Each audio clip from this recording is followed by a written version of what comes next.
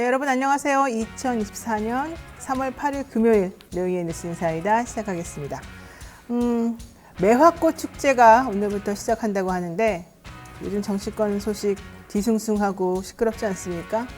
꽃 축제에 조금씩 즐기시면서 마음의 안정을 찾는 것도 좋은 방법이겠구나, 이런 생각을 제가 오면서 한번 해봤습니다. 자, 여러분의 인간 소화제 노영희, 오늘 또 힘차게 한번 시작을 해볼까요? 먼저 이진하 기자와 함께하는 뉴스픽 코너, 조금 있다가 우리 뉴스 인사이다 오늘의 시작하는 코너로 한번 얘기해 보고요. 그다음에 대담한 대담 시간은요, 임태훈 전 군 인권센터 소장 모시고 이번에 더불어민주연합의 국민 추천 비례 후보로 도전한 계기, 또 지금 상황 한번 알아보도록 하겠습니다. 최상병 사건도 좀 집중적으로 좀 추적하고 있습니다. 그 내용이 어떻게 되어가고 있는지도 한번 확인해 보도록 하죠. 이어서 매주 금요일에는요, 진보 달마대사 김종대 전 의원 모시고 현재 지금 돌아가고 있는 이슈 상황 알아보도록 하겠습니다. 생방송 중에 궁금한 점 있으시면 언제든 댓글 남겨주시고요. 노영희의 뉴스 인사이다 본격적으로 시작해 보겠습니다.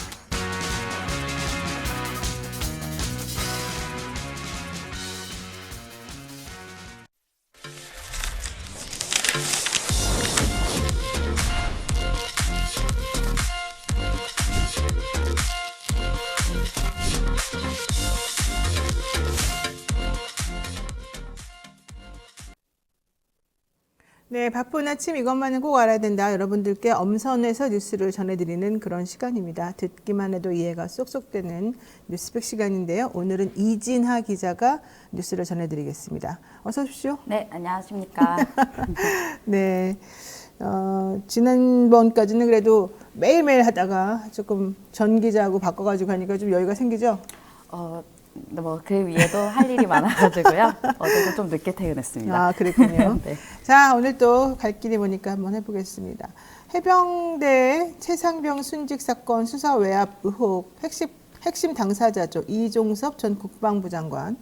호주 대사로 임명이 되면서 깜짝 사람을 놀라게 하더니만 출국 금지 상태였다는 소식이 알려지면서 더 놀래켰어요. 그런데 네. 오늘 출국한다고요? 깜짝 놀랐습니다. 네. 출국 금지를 도대체 언제 풀어준 건지, 지금 공수처 수사 받고 있는 중인데 막 번개불에 콩 볶아 먹듯이 어제 수사 잠깐 받고 나더니 형식적으로 정리하고 나가는 것 같아요. 어떤 내용입니까? 네, 일단 지난주 수요일에 뉴스픽에서 대통령 뜻에 따라 이종섭 전 국방부 장관이 주 호주 한국 대사관으로 임명됐다고 전해드렸는데요. 다음 날인 목요일에 이 전 장관에 대해서 고위공직자 범죄 수사처, 즉 공수처가 약 3달 전에 출국 금지를 했다는 보도가 나왔습니다.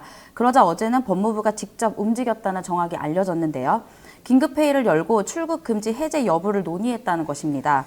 출국 금지 해제는 2가지 방법이 있는데, 첫 번째는 당사자가 이의를 신청한 경우가 있고, 다른 하나는 인도적 사유나 회복하기 어려운 중대한 손해가 있을 경우에 법무부 장관이 직권으로 출국 금지를 풀어줄 수 있습니다.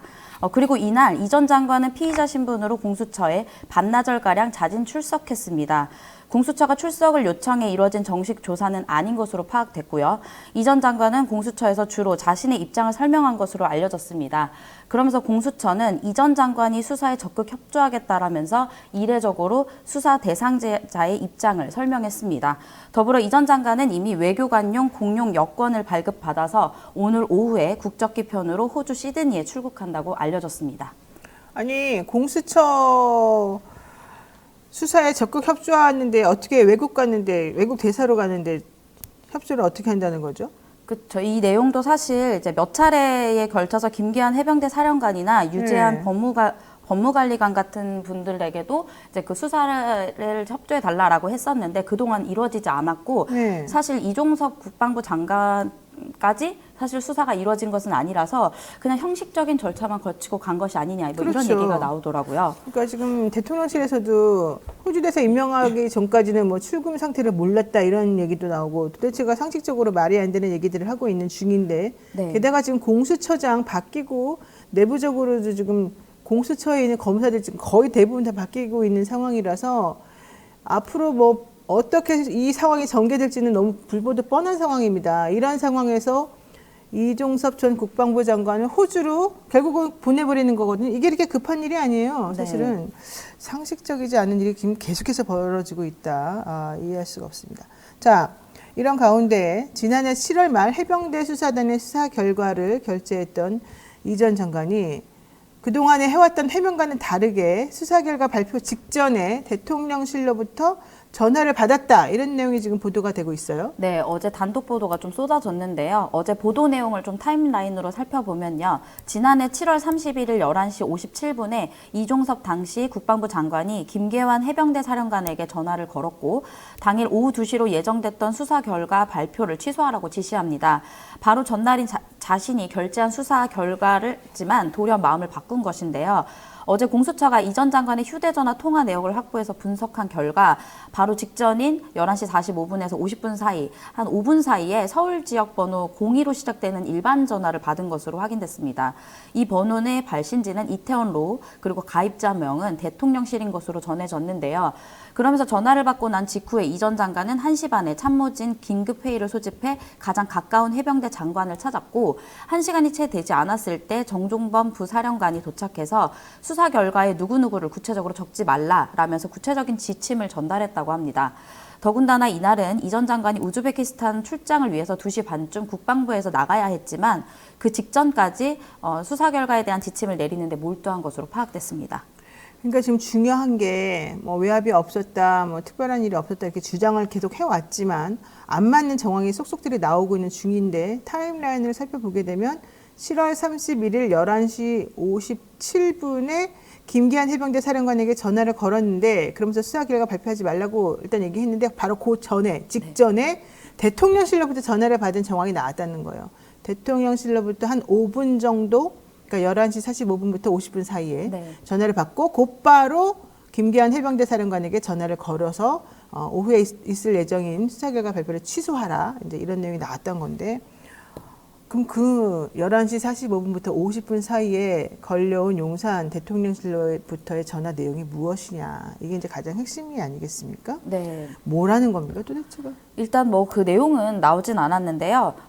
이제 어제 보도를 보니까 이제 해병대 수사단 브리핑을 취소시킨 이후에 유독 한 사람을 좀 챙겼다라는 정황도 나왔습니다. 네. 해병대 박정훈 전 수사단장의 항명죄 수사 기록을 분석한 결과 해병대 수사 결과 브리핑을 결정했던 지난해 7월 30일. 그러니까 31일은 브리핑이 있던 날이었고 그 전날에 이제 결정을 했었던 건데요. 그렇죠. 네, 임성근 사단장을 현장 지휘에서 배제하겠다라는 보도를 받았고 그것을 승인했습니다. 하지만 바로 다음 날 브리핑 취소를 하고 곧장 임 사단장의 근무를 정상적으로 이행하라는 지시를 내렸습니다. 아무래도 전날에 이제 근무를 하지 말라라고 했기 때문에 이제 바로 다음 날 31일은 이제 휴가 처리를 하고 그대로 근무를 하라고 했다는 것인데요. 그러니까 스스로 결재를 뒤집은 것입니다. 물론 임 사단장의 상황을 수시로 체크하며 확인한 것도 나왔는데요. 심지어 우즈베키스탄 출장을 떠났을 때도 이 전 장관이 임 사단장이 정상적으로 직무를 수행하고 있는지 거듭 확인하면서 4차례나 이런 확인한 절차가 확인됐고요. 여기에 공수처는 유독 국방부 수뇌부가 임성근 사단장의 근무 복귀를 챙긴 이유, 실체에 누가 구체적으로 그 수사 방향을 지시했는지 조사를 이어가겠다라고는 밝혔습니다. 그러니까 해병대 박정훈 수사단장이 이제 수사를 해보고 이거 좀 임성근 사단장 문제가 있다라고 생각을 해서 7월 30날 이종석 국방부 장관에게 임성근 사단장 문제가 있으니 현장 지휘에서 배제하겠다라고 보고를 했습니다. 그랬더니 그래라 승인을 일단 했다는 거죠. 네. 그리고 그 다음 날인 7월 31일에 이 수사 내용에 대해서 보고를 하겠습니다. 브리핑을 하겠습니다라고 했더니 그래라 이렇게 또 얘기를 했다는 거죠. 그랬는데 그 다음 날 그리고 이제 우즈베키스탄으로 출장을 떠날 예정이었는데 11시 45분부터 50분 사이에 갑자기 전화 한 통을 받고 나서 이 모든 게 다 뒤집어졌다는 얘기입니다. 네. 그리고 그동안에 본인은 누구로부터 외압을 받은 적도 없고 누굴 특별히 챙긴 적도 없다라고 주장해 왔지만 알고 봤더니 바로 이 임성근 사단장이 정말로 이 직무에서 배제가 됐는지 안 됐는지, 본인이 말대로 제대로 근무를 하고 있는지 아닌지 이런 것들을 계속해서 잘 챙기고 있었더라. 그렇다면 7월 31일 11시 45분부터 50분 사이에 받은 전화와 임성근 사단장의 보호 여부가 특별한 상관관계가 있는 거 아니겠느냐, 이게 바로 합리적인 의심을 네. 받을 수밖에 없는 상황이 되는 것이죠. 그래서 공수처가 유독 국방부 수뇌부가 임성근 사단장의 근무 복귀를 챙긴 이유가 도대체 뭐냐, 누가 구체적으로 이런 상황을 지시했고 그런 방향으로 몰고 갔느냐, 이걸 조금 조사해 보겠다라고 했는데 네. 그거를 어제 그 짧은 시간에 잠깐 조사하고서 당신 수사 잘 협조하고 있으니까 호주 잘 가세요라고 하고 보내버렸다는 거가 말이 되느냐, 이제 이 얘기인 거죠. 네, 맞습니다. 야, 대통령실 해명도 이해가 안 가지만 오늘 호주를 떠나면 앞으로 공수처 조사가 안 될 텐데 공수처는 잘 수사 협조하겠다고 했다더라. 무슨 코미디입니까? 네, 앞뒤가 맞지 않는 이야기가 나오고 있습니다. 네. 일단 뭐 대통령실에서는 출국 금지 관련해서는 일단 출국 금지 등 공수처의 수사 상황에 대해 일절 알 수 없었다라고 설명을 했고요. 주 호주 한국 대사관 관계자는 이 전 장관의 부임 시점에 대해서 말할 수 없다는 입장을 밝혔습니다. 말씀하신 것처럼 이 전 장관이 호주로 출국을 하면 사실상 공수처 수사가 불투명한 것으로 보입니다. 일각에서는 과거 박근혜 정부 때 탄핵 국면에 접어들었을 당시에 계엄령 문건을 작성해서 내란 음모 혐의로 수사를 받아온 조현천 전 국무 기무사령관의 사례가 될지 다시 반복될지 우려를 표하고 있습니다. 조 전 기무사령관은 지난 2017년 2월 헌법재판소가 박 전 대통령을 탄핵할 때를 대비해 기무사 내 전담팀을 꾸리고 계엄 검토 문건 작성을 지시하는 등 내란을 모의했다는 혐의를 받았지만 이 같은 해에 12월 미국으로 도피하면서 합수단은 조 전 사령관의 신병 확보가 어렵다는 이유로 약 1년 뒤에 기소 중지를 했습니다. 이후 6년 만인 지난해 3월에 귀국했는데 검찰이 압송했고 그리고 이제 한 차례 조사를 한 후에 구속을 했습니다. 그렇지만 석 달 만에 보석으로 풀려나면서 최근에 유야무야 되는 게 아니냐 했는데 또 검찰이 무혐의 처분을 최근에 내리면서 사건 자체가 흐지부지 된 사례도 있었습니다. 여기서 여러분들이 정말 주의 깊게 살펴야 될 인물은 임성근 사단장 배후 인물입니다. 임성근 사단장을 그토록 보호해야 될 이유가 도대체 무엇이었을까? 임성근 사단장이 누구랑 연결이 되어 있을까? 임성근 사단장을 보호하라고 지시한 사람은 누굴까? 요 점이 핵심인 것 같아요. 제가 더 이상 말씀은 안 드리겠지만 임성근 사단장, 대통령실 전화, 그 막강한 권력, 그리고 이 사람과 연결되어 있는, 이 사건과 연결되는 수많은 사람들이 지금 공천받거나 뭐 신범철 차관 등을 비롯해서 공천받거나 장관에서 쫓겨났음에도 불구하고 대사로 가거나 수사선상에서 빠져주거나 여러 가지 일이 지금 동시에 벌어지고 있는데 그게 바로 하나를 지키기 위해서다. 어떤 식으로 상황이 벌어지고 있는지 우리가 그림이 그려지지 않습니까? 이 내용을 정확하게 파악하는 것이 바로 이 사건을 풀어나갈 핵심이다. 그리고 결국 그것은 하나로 귀결된다. 하나로 귀결된다. 이것을 잊지 말아야 될 것 같습니다. 모든 사건의 핵심은 항상 하나로부터 나온다. 이게 제가 그동안 변호사 생활하면서 축적한 경험의 요지입니다. 요지. 자, 두 번째 이슈 보겠습니다. 한동훈 국민의힘 비대위원장, 전직 대통령 박근혜 씨 최측근인 유영하 변호사 공천, 이거 두고 사실 다들 이제 이런 생각을 많이 했는데 네. 탄핵의 강을 다시 건넜다, 이렇게 이준석 개혁신당 대표가 얘기를 하니까 탄핵? 오래된 일이다. 7년 전에 있었던 일이다. 야, 네. 한동훈 비대위원장, 박근혜 전 대통령 탄핵으로 명성을 얻고 탄핵으로 결국에는 다시 또 되돌이표 찍고 이러고 있네요. 네. 그래서 스스로를 부정하는 일이 아니냐 뭐 이런 얘기가 나오고 있는데요. 한 비대위원장이 어제 자신이 수사하고 기소에 옥살이를 했던 전직 대통령 박근혜 씨의 탄핵에 대해 굉장히 오래된 이야기다. 우리 당은 다양한 생각을 가진 사람들이 최대한 많이 모여서 함께 가야 유능해진다라고 답을 했습니다. 그러고서는 당이 대단히 포용적으로 운영돼야 한다고 생각하고 있다고 덧붙였습니다. 네. 이게 끝인가요? 네. 네. 되게 재밌네요. 자신이 수사하고 기소해서 옥살이를 했던 박근혜 씨 탄핵에 대해서 굉장히 오래된 이야기다. 우리 당은 다양한 생각을 가진 사람들이 최대한 많이 모여서 함께 가야 유능해진다. 당이 대단히 포용적으로 운영되어야 된다. 이야, 대단히 정말 재밌는 말인데. 그랬더니 또 댓글이나 이런 데 반응을 보니까요. 그럼 대장동은 더 오래된 사건이 아니냐. 그리고 또 운동권에 대한 청산 이야기도 너무 오래전 이야기다. 이런 식으로 반박하는 그런 댓글들도 많이 봤습니다. 야, 우리 위원장님의 기억력이라고 하는 것은 정말 유연하다. 대단히 유연하다. 이렇게 생각할 수밖에 없겠네요. 자, 무소속 출마자들에 대해서도 한마디 했더니 그냥 샥 정리가 됩니다. 네, 어제 한 위원장이 당의 공천 결정에 반발해서 탈당 후에 무소속으로 출마할 경우 다시 복당을 허용하지 않겠다라고 경고했습니다. 그러면서 복당을 허용하는 건 정책적으로 일관성이 맞지 않는 일이라면서 제 기준이 있고 최소한의 기강을 전제로 하는 것이라고 답했습니다. 앞서 이채익 의원이 자신의 지역구인 울산 남구 갑에 국민공천제 적용 지역으로 결정된 일에 반발하면서 탈당 후에 무소속 출마를 시사했고 공천 배제 결정에 반발한 서울 강남병의 유경준 의원에 대해서도 한 위원장은 시스템 공천 자체에 의문을 제기하고 부정하는 분을 다른 지역구에 재배치할 필요는 없다라고 밝혔습니다. 네, 뭐 유경준 의원은 그렇게 될 걸 몰랐나 보죠. 본인이 유승민계인데. 참 아이러니합니다. 아무리 일을 잘하면 뭐합니까? 강남 서초 여기는 한 번만 받아도 감지덕지해야 되는 곳인데 너무 기대가 컸던 거 아닌가 생각이 들고요. 자, 민주당 공천 막바지를 향해 가니까 국민의힘에서 대구 지역 그 민주당의 공천이 조금 정리가 좀 되는 듯 하면서 국민의힘이 오히려 더 시끄러워지는 그런 상황이 벌어지고 있어요. 네, 국민의힘의 공천관리위원회가 대구 동구 군위갑과 북구갑 선거구에 대해서 국민공천 지역으로 지정 발표한 것과 관련해서 해당 지역 당협과 주민들이 반발에 나섰습니다. 더불어 국민의힘의 국민추천제는 야당에서 준비했던 것과 좀 달리 몇 달 전부터 준비했던 것이 이제 야당의 그런 국민추천제인데 국민의힘은 갑작스러운 발표로 이제 시작된 것이라서 깜깜이 공천이란 말도 나오고 사실상 이제 자의로 선출하고 또 타의로 이제 그 추천을 할 수 있기 때문에 아무나 또 원하는 사람들이 오는 것이 아니냐 이런 얘기가 나오고 있습니다. 그런 가운데 여가부 장관 후보자로 지명됐다가 사라져서 논란이 됐던 김행 전 후보자가 지난 1월에 불출마를 선언했었습니다. 사실 많은 분들이 모르셨을 텐데요. 그러다가 갑자기 어제 그것을 번복하고 국민의힘 위성정당인 국민의 미래에 비례대표 후보 공천을 신청한 것으로 알려져서 좀 눈길을 끌었습니다. 왜 그랬는지 알아요, 이 사람이? 왜 그랬나요?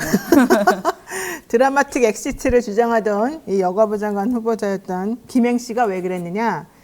배임죄로 그동안에 고발을 당해가지고 수사를 받고 있었고 원래 중성동 갑 쪽에 자기가 나가고 싶어 했었었는데 무혐의를 받았답니다. 그래서 모든 혐의가 사라져서 본인이 이제는 나가도 된다라고 판단을 했고 그래서 국민의 미래 비례대표 후보 공천을 신청했다라고 알려지고 있습니다. 야, 진짜 절대 죽지 않는 불사조 드라마틱 엑시트 주랭랑 김행 씨. 잘 되시기를 바라겠습니다. 오늘 우리 이진아 기자가 특별하게 하나 준비한 게 있죠? 코너 속의 코너로 사진 뉴스 하나 준비했다고요? 네, 제가 사진 뉴스 보는 거를 좀 많이 보는데요.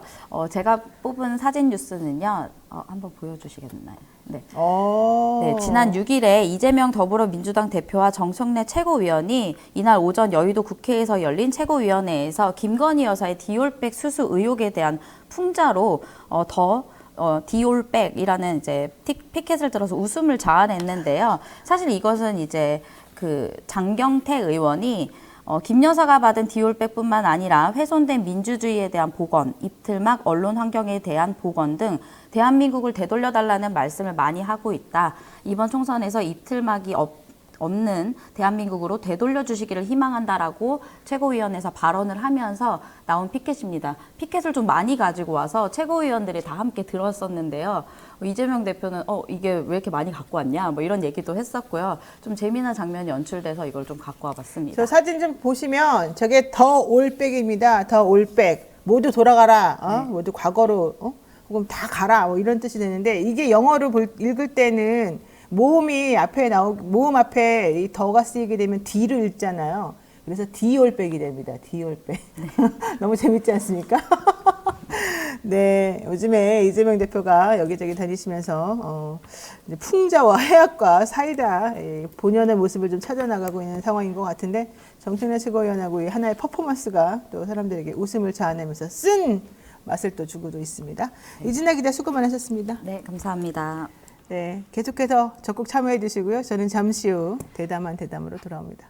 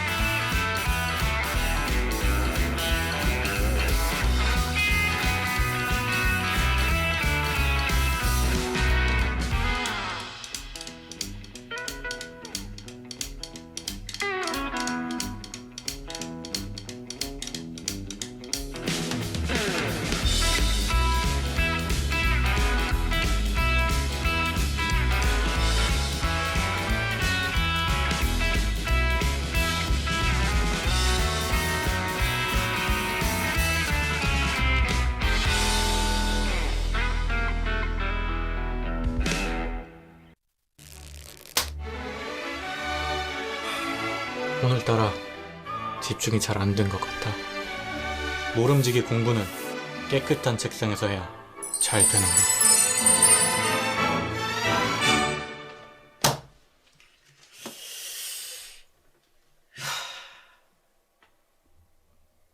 피곤한데 내일 할.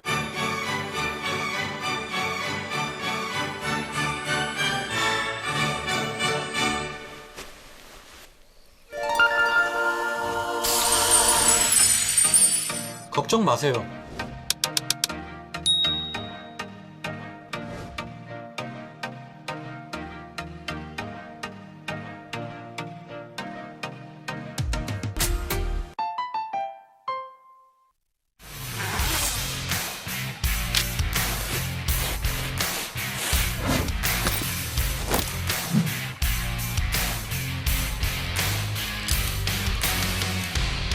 주식 평가 방법이 사용되고 있어요. 다 들어봤죠, 이거? 이건 기본이잖아. 이거 모르는 사람 있어? 자, PAR. PAR 뭐야? 라는 거. 그치. 그게 주당 시장.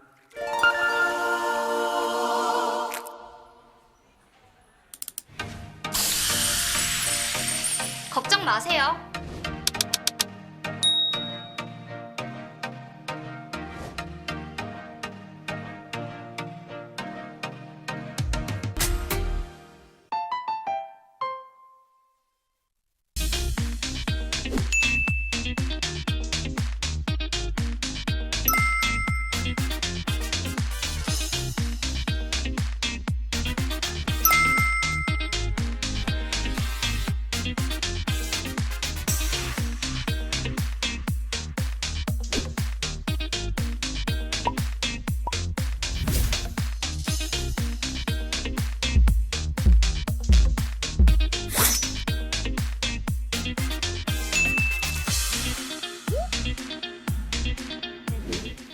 근데 1,000만 원을 초과하면 어우 정말 너무 잘했어. 예를 들어 1,500을 누려야 돼.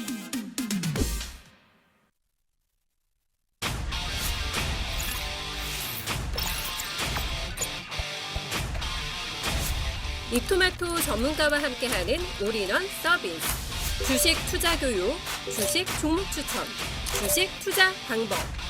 장 시작부터 마감까지 라이브 온 에어 실시간 생방송.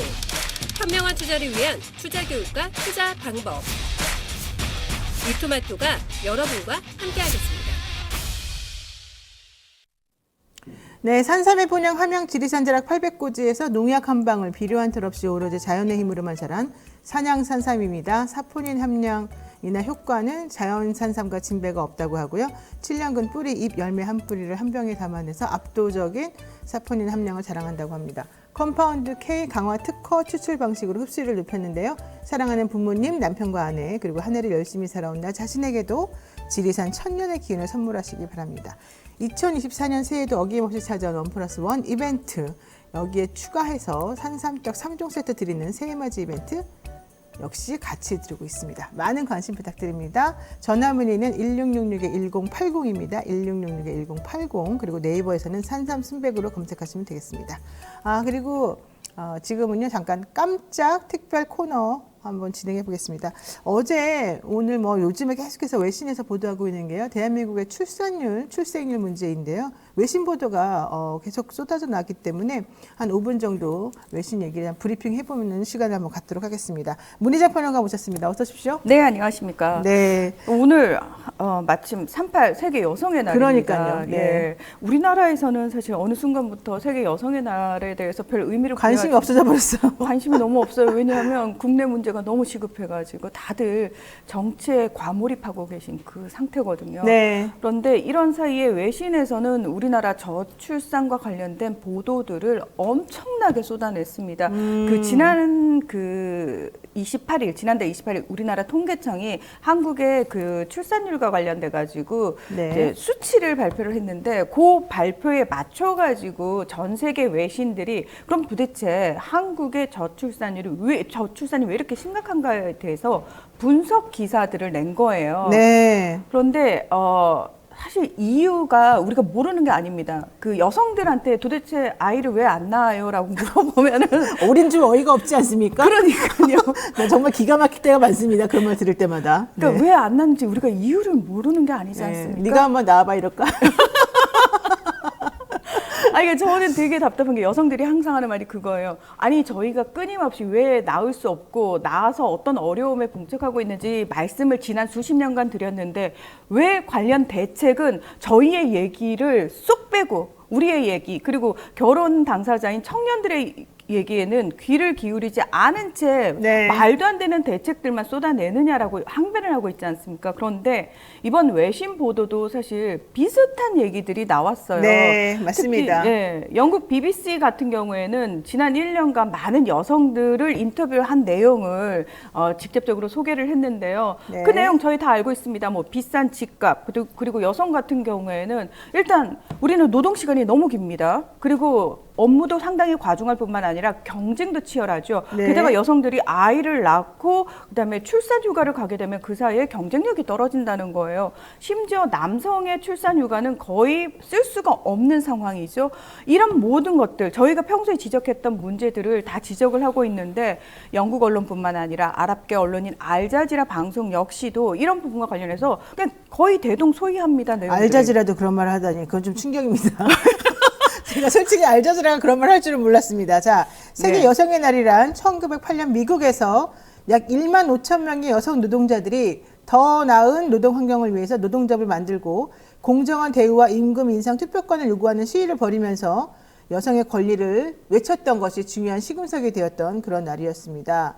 이날은 매년 기념이 되고 있으며 여성들이 정치, 경제, 사회 등의 다양한 영역에서 이룬 성과를 기리고 축하하는 특별한 날이고 UN 여성기구에서는 이날에 대해서 앞으로 좀 많이 격려하고 세계적으로 좀 이 날을 좀 기리고 그래서 여성들의 권익을 향상하는 날로 삼았으면 좋겠다라는 얘기를 하고 있습니다. 그런데 우리나라 대한민국의 여성 출산율이 너무 낮은 것을 보고서 일본마저도 남의 일이 아니다라고 그렇죠. 얘기를 하고 있죠. 네. 그리고 유리천장 지수라는 게 있어요. 여성의 노동 참여율이라든지 실제로 여성들이 사회적으로 어떤 대우를 받고 있는지를 꼼꼼히 이제 점검한 지수가 있는데 29개 나라를 조사했는데 우리나라가 꼴찌. 꼴찌? 네, 꼴찌. 세상에 웃을 일이 아닌데 내가 지금 네. 웃음이 나오네요. 네.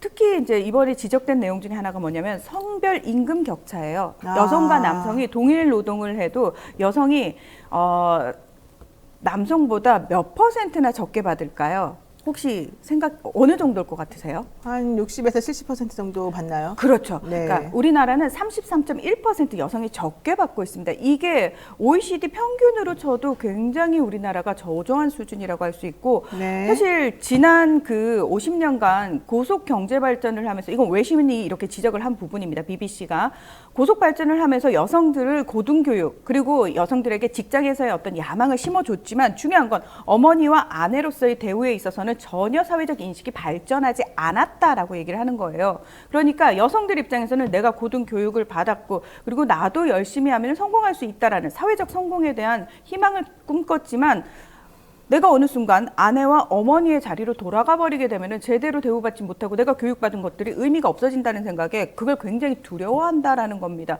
그렇다면 사회적으로 이 두려움을 없앨 수 있는 정책을 세워야 되는데 그런 네. 것들이 이루어지지 않았다는 거고요. 네. 자, 왜 그럼 유독 한국의 저출산에 대해서 전 세계가 집중을 하고 있느냐? 사실 출산율이 떨어지는 건 전 세계적인 상황이거든요. 그런데 네. 유독 한국이 가장 극단적인 상황을 보여주고 있기 때문이고 2100년이 되면 우리나라의 인구가 2600만 명 정도로 떨어질 것이다. 그래서 심지어 이런 표현을 쓴 외신도 있습니다. 한국인의 멸종.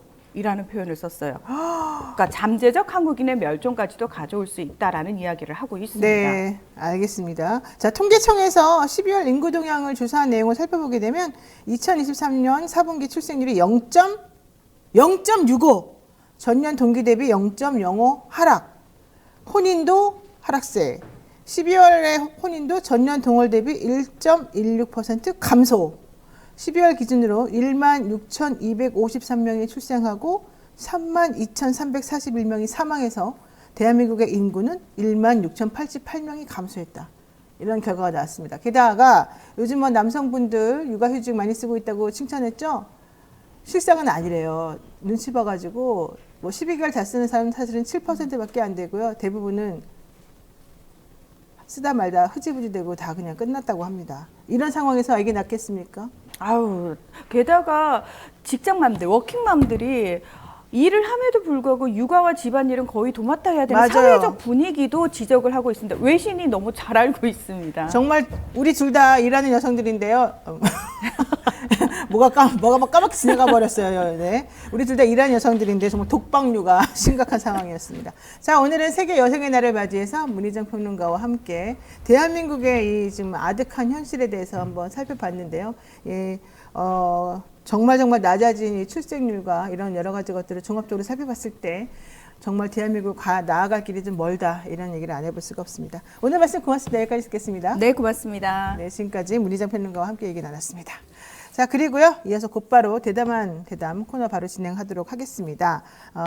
원래 임태훈 소장하고 먼저 얘기를 하기로 했었는데 좀 순서를 바꿔서요, 김종대 전 의원하고 먼저 이야기를 나누도록 하겠습니다. 어서 오십시오. 안녕하세요. 네, 우리 진보 달마대사 급박하게 돌아가는 한반도 정치와 안보 상황을 매주 금요일 우리 김종대 전 의원과 함께 짚어보고 있죠. 자, 민주당 공천 상황부터 한번 얘기를 해보겠습니다. 네. 요즘 많이 바쁘시죠, 사실은? 사실 많이 바쁘죠. 돌아다닐 지역이 많습니다. 왜 이렇게 돌아다니시는 거예요? 뭐 정치 나가시는 것도 아니면서. 아니 뭐 제가 나가는 건 아니고 네. 뭐 여기저기 좀 개혁적 후보의 동향이 몹시 관심사고 이제 추후에 저 같은 경우는 22대 국회 국방위에서 대격돌이 벌어지기 때문에 그렇죠. 거기에 누가 진출하느냐가 저한테 총명의 관심이죠. 아. 이미 국민의힘 쪽은 뭐 최수근 상병 외압 세력이 다 공천을 받아놓은 상태. 그러네요. 뭐 신범철, 그다음에 임종득, 임종득, 예, 안보실 2차장, 국방부 차관. 거기에다가 저 이종섭 전 국방부 장관은 해외로 빼돌리고. 네. 아니 뭐 이미 그림이 다 나왔어요. 그러니까 이걸 누가 돌파하느냐 이런 게 굉장히 중요해요. 여기도 선수가 있어요. 그래서 지금 부승찬 후보가 고석 그 전 군사고등법원장하고 지금 맞서서 용인에서 싸우고 있는 거죠? 그렇습니다. 거기에다가 김병주 의원도 공천을 받았어요. 네, 이번에 경선에서 또 승리해가지고 그렇습니다. 김한정 의원 지역구인가요, 거기가? 거기서 어쨌든 지금 승리하고 있습니다. 네. 그런데 국민의힘 후보하고 또 맞붙어서 싸워 이겨야지만 또 국회에 들어가는 거잖아요. 그러니까 이게 선거 과정부터 부승찬 후보 경우에는 고석전 군사 고등법원장, 윤석열 대통령 사법연수원 동기 네. 이렇게 지금 하니까 이 선거 자체가 외압이냐 진실이냐를 가리는 하나의 어떤 선거가 돼버렸고 선거 자체가 그다음에 들어와서도 또 앞으로 저기 국방부나 대통령실하고 지금 싸워야 되는 입장이고 갈 길이 먼데 아마도 22대 국회 초반은 특검 국회가 될 겁니다. 최수근 상경 특검, 그다음에 김건희 여사에 대한 이제 종합 특검 이렇게 줄줄이 예정돼 있거든요. 그때 힘을 발휘하지 못하면 저는 그 22대 국회 초장의 기선 제압을 못하면은 이후에 3년간 정치 어렵다고 봐요. 이제 저 정권에서는 별짓을 다 할 건데 초기에 확실하게 기선을 제압해야 된다. 그리고 네. 저는 22대 국회에 어떤 그 야권이 주도하는 국회의 모습을 보여주는 상상력이 이 선거 과정에서 발휘돼야 된다는 거고, 그 다음에 그 조국 신당이 지금 굉장히 지지율이 높은데 네. 어차피 혼자서 교섭단체 구성은 못 하거든요. 목표가 10석이에요. 그러면은 비례연합당이라든가 녹색정의당이라든가 이런 제 야당이 별도로 공동교섭단체를 구성해야 된다. 이렇게 해서 그 2대 1의 구도로 교섭단체 둘이 국민의힘을 압박해 들어가는 이 국회가 가장 이상적이다. 그 22대에 그런 판을 만들어낼 수 있느냐 없느냐가 지금 이 선거의 핵심 포인트라고 봅니다. 그렇군요. 자, 뭐 얘기가 나온 김에 어쨌든 얘기 한번 해볼게요. 지금 해병대 최상병 순직 사건 관련해가지고 우리 의원님께서 아는 게 되게 많으시잖아요. 근데 어쨌든 그 내용 관련해서 이종섭 전 국방부 장관이 출국도 금지가 됐었었고 공수처에 수사도 받았었는데 이번에 호주 대사로 내정이 되면서 깜짝 놀랐어요. 우리 모두가 어떻게 출금된 사람 그리고 수사를 받고 있는 사람을 이렇게 호주 대사로 내정을 하고 오늘 또 출국을 시켜버리느냐. 이거 뭔가 도피시키려고 하는 거 아니냐. 이렇게 조직적으로 이런 의심을 안 할 수가 없는 상황이 됐거든요. 지금 혹시 말씀하신 뉘앙스를 제가 살펴보니까 외교관 여건은 이미 발급받았고 주호주 대사로 내정된 것도 이미 다 미리 준비가 탁탁탁탁 계획적으로 진행됐던 것처럼 보여서 이게 뭔가 아까 말씀하신 것처럼 이번에 국회에서 총선이 끝나고 난 다음에 이루어질 이 최상병 사건 관련 특검을 대비해서 준비했던 것이 지금 진행되고 있는 거 아니에요? 이런 느낌을 가는 것 같은데요. 예, 이제 핵심 피의자나 증인들에 대한 정리가 거의 다 이루어진 겁니다. 아까 말씀드린 그 외압 당사자 2명, 특검이 되면 제1번으로 소환될 당사자들은 국민의힘 단수공천으로 방탄조로 갔고 해병대의 문제인물 김계환 해병사령관과 임성근 1사단장은 다른 군대는 다 이렇게 군복을 벗고 물갈이가 되는데 해병대만 이 사람들을 지키기 위해서 인사 자체를 포기해서 가지고 현재 눌러놓고 그러니까 민간인으로 내보내면 뭐 어디 또 대사 내보낼 겁니까? 그러니까 여기 눌러놓던가 아니면 빼돌리든가 둘 중에 하나고 그 2명이 그렇고 이종석 국방장관이 이제 모든 의혹의 그 연결고리인데 그렇죠. 여기가 이제 해외로 나가는 거예요. 호주 대사로. 근데 어제 MBC 그 단독 기사에서 중요한 기사가 나왔죠. 그 장관이 작년 7월 30일 날 수사단 수사 결과 보고받고 결재한 다음에 다음 날 번복했잖아요. 네. 그 사이에 우리가 몰랐던 일 하나가 대통령실 전화. 그렇습니다. 그 저기 대통령실하고 전화 기록이 확인돼요. 11시 45분부터 11시 50분까지 5분 동안 대통령실로부터 전화가 왔다. 그렇습니다. 그리고 그 직후가 바로 그 전화 통화 끝난 직후가 막 비상사태로 돌아간답니다. 급박하게. 언론 보도 취소해라. 그다음에 이첩 보류해라. 이게 다 그 전화 이후 시간대에서 일어나고 그때 대통령실에 임종덕 휴가 갔던 임종덕 2차장이 전화를 해병대 사령관한테 하고 공직기강 비서실에 경찰에서 파견 나온 경정이 경북경찰청으로 전화를 하고 저기 모든 그냥 총동원 태세. 그게 이튿날까지 가는 거야. 8월 2일 날까지도 이첩이 된 상황까지도 계속 이어지는 거거든요. 그러면은 저기 지금은 해외 출국할 때가 아니라 휴대폰 압수수색해 포렌식 할 때고. 그것도 아직 안 했어요? 그 밑에다 했잖아요. 그 본사가 비서실장 군사보좌관 이렇게 밑에서부터 저기 훑어 올라가 가지고 본인이 남은 거예요. 본인이. 네. 그랬는데 요 시점에서 약식 조사라고 출국 내보내버렸어요? 아니 출국한다는 거 아니에요. 그러면은 이 얘기는 뭐냐면은 네. 여기서 일단 합법적으로 공범 빼돌리기를 합법적으로 정부가 하는 거예요. 그러니까 내보내주는 느낌이 막 나네요. 그런지 안 그런지 모르겠지만. 예. 이런 식이고 이제 공수처가 그럼 수사하는 건 어떻게 된다는 얘기냐? 네. 공수처장 바뀝니다. 그러니까요. 공수처에 지금 남아있는 사람이 없어요. 그리고. 예. 그리고 저 대통령 우검해라고 친목회원 검사로 바뀝니다. 공수처장이 예. 옛날에는 공수처를 그렇게 반대했던 사람을 막 올리려고 하다가 그거 실패하고 나니까 이제는 여권에서 추천하는 사람이 지금 올라가고 있어요. 그렇죠.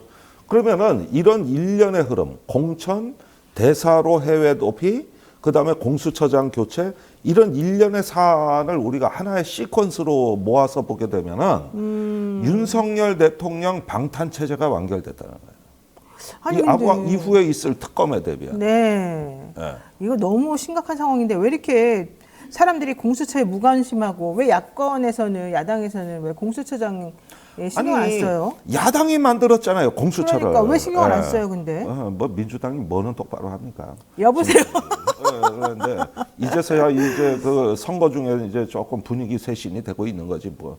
지난 그러니까. 2년간 뭐 판판이 당했지 뭐. 그런 거를 조금 제대로 좀 추진력 있게 밀어붙이고 확인할 수 있는 일을 제대로 할 수 있는 좀 일꾼을 뽑아줘야 되는 사실 분위기 이유가 좀 또 하나 생긴 것 같았습니다. 그래서 지금 선거 중에 네. 그 지방지를 빼고 보다 에너지 넘치는 근육질로 이번에 전면적 다 세션이 바꿔주는 게 필요한 좋겠다. 이유입니다. 예. 알겠습니다. 자, 민주당 공천 상황만 얘기하셨으니까 하겠습니다.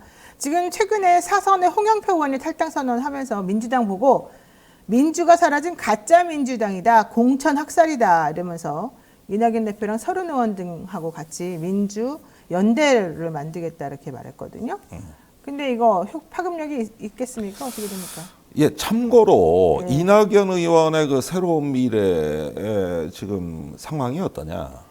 모든 여론조사에서 정의당과 뒤지거나 비슷합니다. 네, 거의 사실은 안 나오고 있죠 요즘에. 예, 예. 네. 거의 이제 존재감이 바닥인 상황으로 치닫고 있어요. 내가 처음부터 이 제3지대에 대해서 가장 많이 비판했던 사람이 전데 네. 특히 양당 정치 극복, 양당 기득권 정치 폐해를 극복하자고 만든 게 제3의 정치인데 네. 다름 아닌 그 당사자들이 양당 정치 최대 수혜자들이다. 그러면서 자기 존재에 안 맞는 구호를 내신 거예요. 양당 기득권 정치 청사는 정의당 같은 데서 나오는 구호지. 그렇지. 기득권 중심에 있는 도지사, 당대표, 국무총리를 낸 사람들이 하는 게 아니고 또 한때 양당 기득권 정치 청산을 외쳤던 박지원, 정동영 의원, 과거 국민의당에서 지금 민주당 가 계셔서 그 말 안 하잖아요. 그러니까 이렇게 돌고 도는 정치가 어떻게 제3의 정치냐. 이건 구조적 한계다. 이렇게 말씀드렸었고. 네. 그러면서 이제 빅텐트로 해서 이준석 개혁신당하고 합쳤던 거는 제가 일종의 그게 비듬 정치라고 얘기하는 건데 비듬 정치요? 머리 털면 비듬 나오지. 네. 그 비듬하고 머리카락 그 우수수 나오잖아요. 네. 그 각 당의 부스러기들 모아서 하겠다는 정치 아니냐. 비듬도 보면은 지저분하지만 모아놔서 비닐봉지에 꾹꾹 눌러놓으면 꼭 똑같이 보이는 게 먹을. 아니 그러니까 왜 그러세요 정말? 지금 그런 정치 하신 거다. 네네네. 그러다 보니까 그 비닐봉지 옆구리가 터져가지고 이제는 그거 다 쏟아진 거예요. 주워 담지도 못하고. 네. 그래서 제가 이런 게 부스러기 정치라고 했던 것인데 네. 그 한계가 드러나는 거예요. 그러니까 서른 의원하고 홍영표 의원은 저도 그분들 공천 탈락은 전 개인적으로 굉장히 아쉽게 생각합니다. 홍영표 의원이 이제 원내대표하며 열심히 싸웠고 서른 의원은 동교동계의 김대중 비서 중에 마지막 원내 막내로서. 마지막 남아있는 마지막 비서거든요. 네. 그래서 김대중 정신 요즘 기류의 김대중도 나오기 때문에 굳이 한 명 남은 서른 의원까지는 통합 차원에서 좀 지켜드렸으면 하는 게 제 바람이에요. 그러나 어쩐 일인지 뭐 시스템의 뜻인지 당의 뜻인지 이제 공천에서 탈락이 됐다면 이분들은 과거 DJ 정신을 생각하고 네. 또 본인의 어떤 정치의 초심을 생각할 때 일단은 어떤 이 민주당이 선거에서 이기도록 외곽에서 백의 종군을 하고 범야권을 위해서 일했으면 좋겠다. 단순히 민주당이 아니라 네. 조국신당, 녹색정의당, 비례연합정당 이런 어떤 범야권의 하나의 촉진자로서 자신의 정치적 경륜을 펼쳤으면 더 좋지 않을까.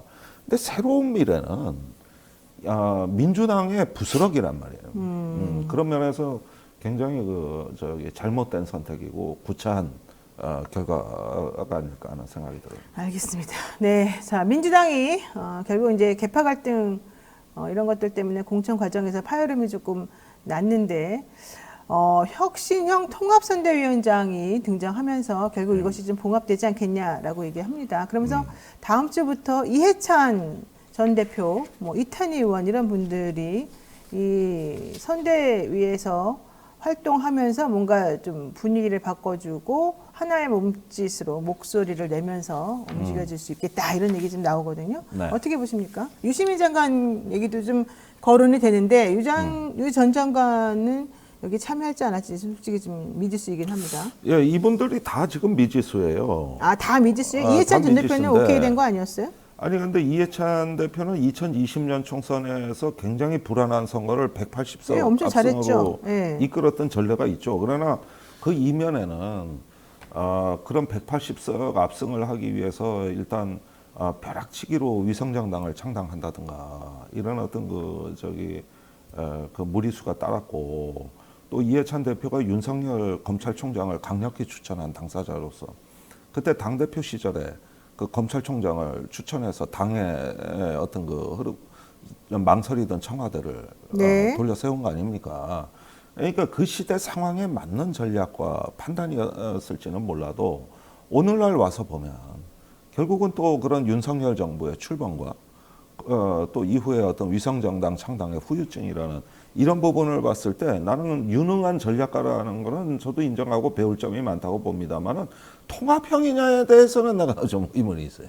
아니 통합형이라는 게 그때 당시에 윤석열까지 이끌었던 그런 어떤 당대표 아니시냐 그런 면에서 조금 하고 또 상당히 또 많이 연로하세요.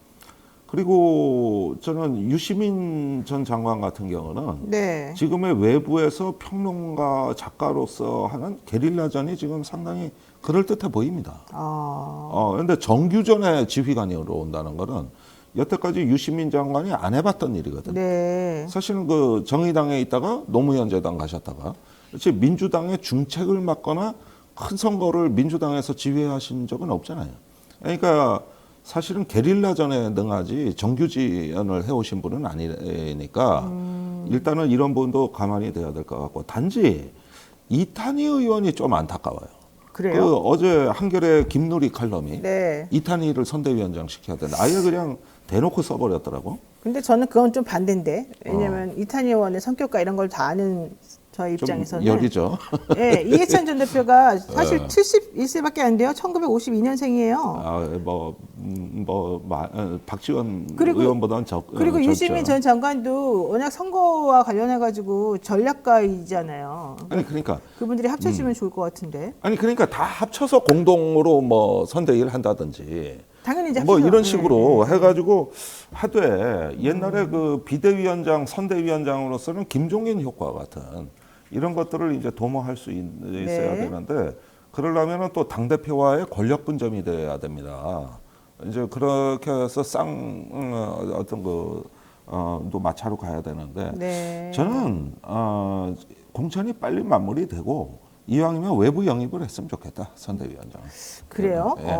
어쨌든 그 점에서는 저하고 조금 의견이 다르지만 하여튼 전체적인 의견이 맥락에서는 중요하죠. 예. 네, 뭐 제 의견이 중요한 건 아니니까 전체적인 맥락에서는 지금 민주당 내에서는 이해찬 선대위원장 중심으로 이렇게 좀 조직을 정리해서 하려고 하는 움직임이 있는 것 같습니다. 네. 자, 국민의힘 공천 상황도 보겠습니다. 쌍특검법 재표결 부결된 다음에 정말 좀 시끄러웠어요. 반발이 나오고. 네. 그런데 한동훈 위원장이 정말 셉니다. 한마디 다시는 니네 못 돌아온다 하고 나니까 그냥 싹 정리가 됩니다. 이런 어떻게 돼야 됩니까? 글쎄 역시 뭐 여권의 그 프리미엄이라고 할 수 있는데 그런 거예요? 이제 보낼 자리가 많다 이 얘기지 뭐. 그런데 어디 저기 사실 국회의원보다 더 좋은 자리 많아요. 그래요? 예, 옛날에 민주당도 여당일 때 선거 떨어지면 예컨대 인천공항공사 사장 보냈다. 뭐 어떻습니까? 네. 저기 앞으로도 더 그 기득권이 남아 있기 때문에 이건 여권의 프리미엄이라고 봐야 되고요. 그런데 이제 김건희 특검 재의결이 이제 무산된 직후에 네. 제가 보기에는 드디어 막가파식 공천이 국민의힘에서 출연을 했다. 그러니까요. 네. 울산에서 이제 이채익 의원이라든가 네. 또 대구에서 유영아 변호사라든가 그 도모 변호사도 있습니다. 네. 대구에서 두 군데가 이제 박근혜 측 두 변호사가 공천을 받았고 네. 거기에다가 지금 벌어지고 있는 일련의 방탄 공천들 네. 이명박 정부 시절에 사이버 댓글 공작을 했다 실형을 집행유예를 받은 사람도 공천받고 거기에다가 특수활동비 무단 수령해가지고 윤석열 대통령이 감옥에 잡아쳐는 검사도 사면받고 공천을 받았고 그 다음에 박덕흠 의원 같은 경우는 이미 국토위에서 자신이 운영하는 업체에 그 정부로부터 3천억 넘는 공사 수주를 받아가지고 그러니까요. 이해 충돌로 해서 출당까지 당하신 분이 다시 어느 날 살아와서. 슬그머니 복당해서 공천받았고 현재 돈봉투 사건이 터져가지고 거의 뭐 돈봉투 받는 장면이 CCTV에 찍히고 그러니까요. 이거 그 뭐 뒤에 돌려줬다고 제가 보기엔 진정성이 의문이 되는 이런 해명을 한 의원도 또 공천을 받았고. 그러니까 뭐 카페 주인 돈을 줬다는 카페 주인이 돈을 줬다 그랬다가 안 돌려받았다 그랬다가 뭐 돌려받았다 그랬다가 말이 바뀌고 있는 와중에 네. 또 증거들도 막 쏟아져 나오고 있더라고요. 요즘에. 그러니까 이게 이렇게 보면은 이거는 국민의힘 공천은 이렇게 보면은 두 가지인데 하나는 고인물 유통기한이 지난 제품을 여전히 진열대 상품 진열대 매장에 안 치운다. 고인물. 네. 그러니까 이건 완전히 유통기한 지난 식품들이에요. 또 하나의 한쪽에는 말하자면은 어떤 지가 먹고 싶은 거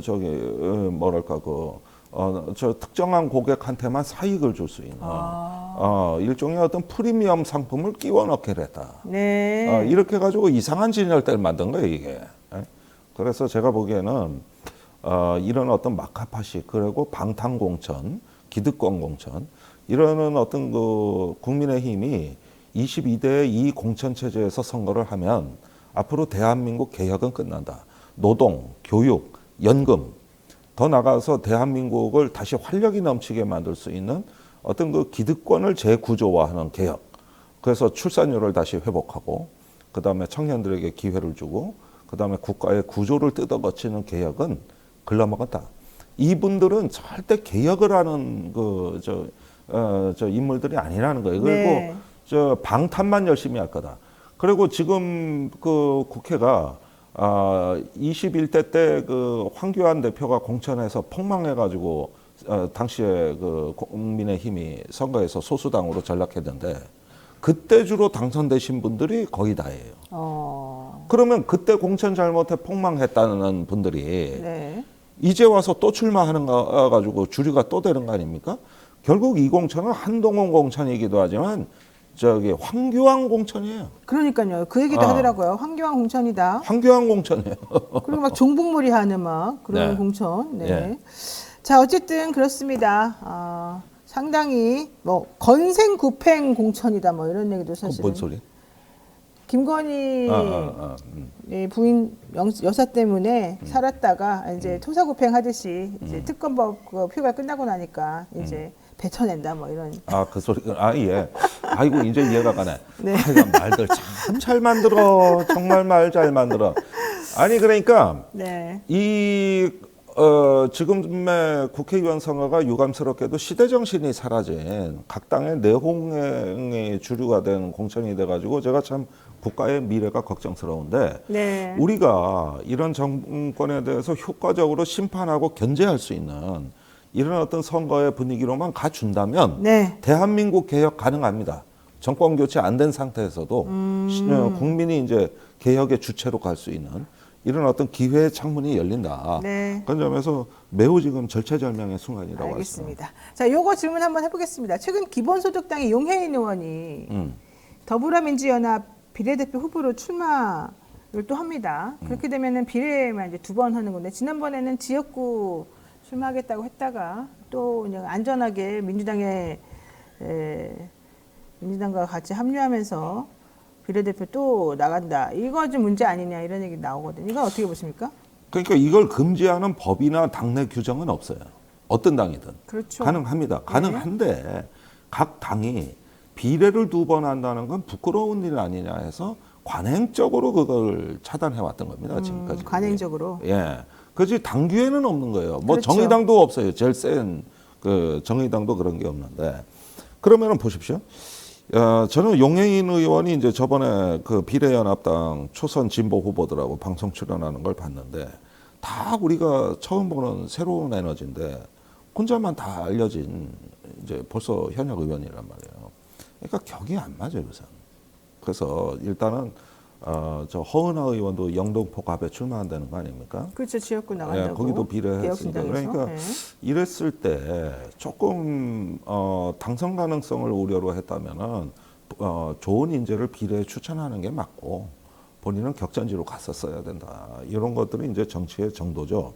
다만 기본소득당의 의원 한 명인 당인데 이런 문제들까지 따질 여유가 있었을까 한편으로 이해는 가요. 오죽했으면 그럴까. 그러나 처음부터 비례연합당에 참여했던 구도가 이거였나? 네. 처음부터 이게 계획이었나? 네. 이렇다면 조금 더 책임 있게 태도를 취해야 하고 아니면 사과라도 해야 될 것 같습니다. 알겠습니다. 마지막 하나만 여쭤보겠습니다. 윤석열 대통령이 민생토론회라는 이름으로 계속해서 지금 선거 개입하는 거 아니냐 이런 의심을 지금 받고 있습니다. 민주당에서는 공직선거법 위반 혐의로 고발하겠다고 밝혔고요. 네. 기존의 대통령의 뭐 어디 한 군데만 가도 정말 엄청나게 비난을 해대던 언론에서는 여기에 대해서 또 18번이 넘게 지금 가고 있는데도 아무도 말을 안 해요. 아 참네.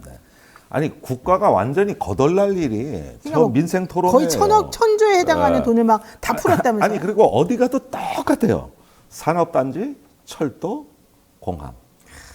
아니 똑같아. 어디 가도. 지금 우리가 그렇게 공항이랑 이런 거 막 해야 될 때가 지금 아닌데. 전국에 가서 지금 전국 지방공항 포화 상태인데 네. 똑같아요. 그래가지고 그거 아니면 고속도로, 아니면 부동산 재개발인데 이걸 하려고 그린벨트와 군사보호구역 해제를 무더기로 발표했어요. 그러니까요. 지금 전국 토요 30% 넘는. 성남공항과 서산공항이 지금 무력화될 아주 위기의 순간인데 과거에 공군총장 막 옷까지 벗으며 저항했던 거라고 예비역들이 들어놓고 그런데 네. 다 해치웠어요. 네. 이거 제가 분명히 말씀드리지만은 두 공항이 무력화되고 개발의 광풍이 대통령 말대로 되면은 우리나라 안보는 끝장납니다.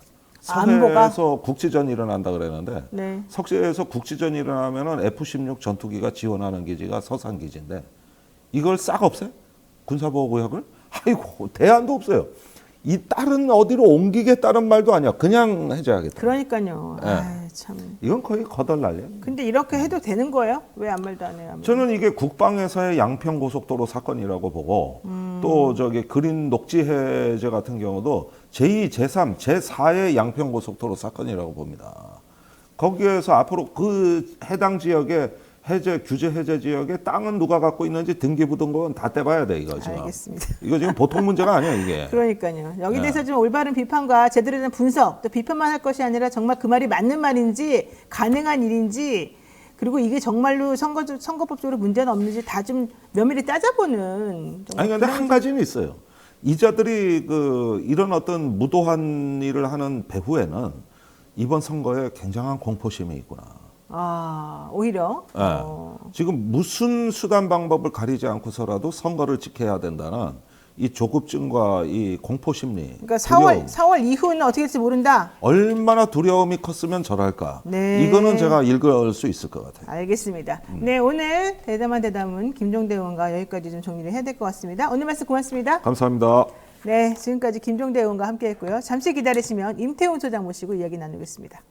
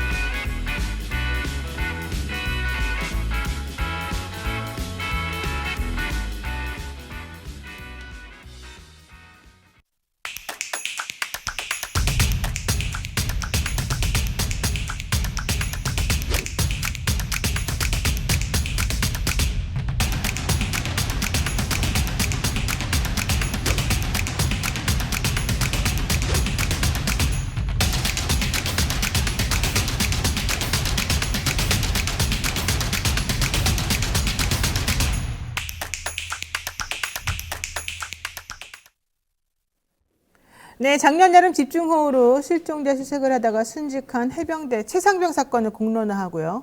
15년 동안 군 인권을 위해서 계속해서 목소리를 크게 내시던 분이 있습니다. 22대 총선에서 비례대표로 출사표를 던진 임태훈 전 군 인권센터 소장인데요. 모시고 한번 구체적인 내용 들어보도록 하겠습니다. 어서 오십시오. 예, 안녕하십니까. 네, 제가 사실은 임태훈 소장은 몇 년 전부터 꾸준히 이슈 있을 때마다 인터뷰도 하고 그랬었는데 여기서 뵈니까 또 반갑습니다. 네, 반갑습니다.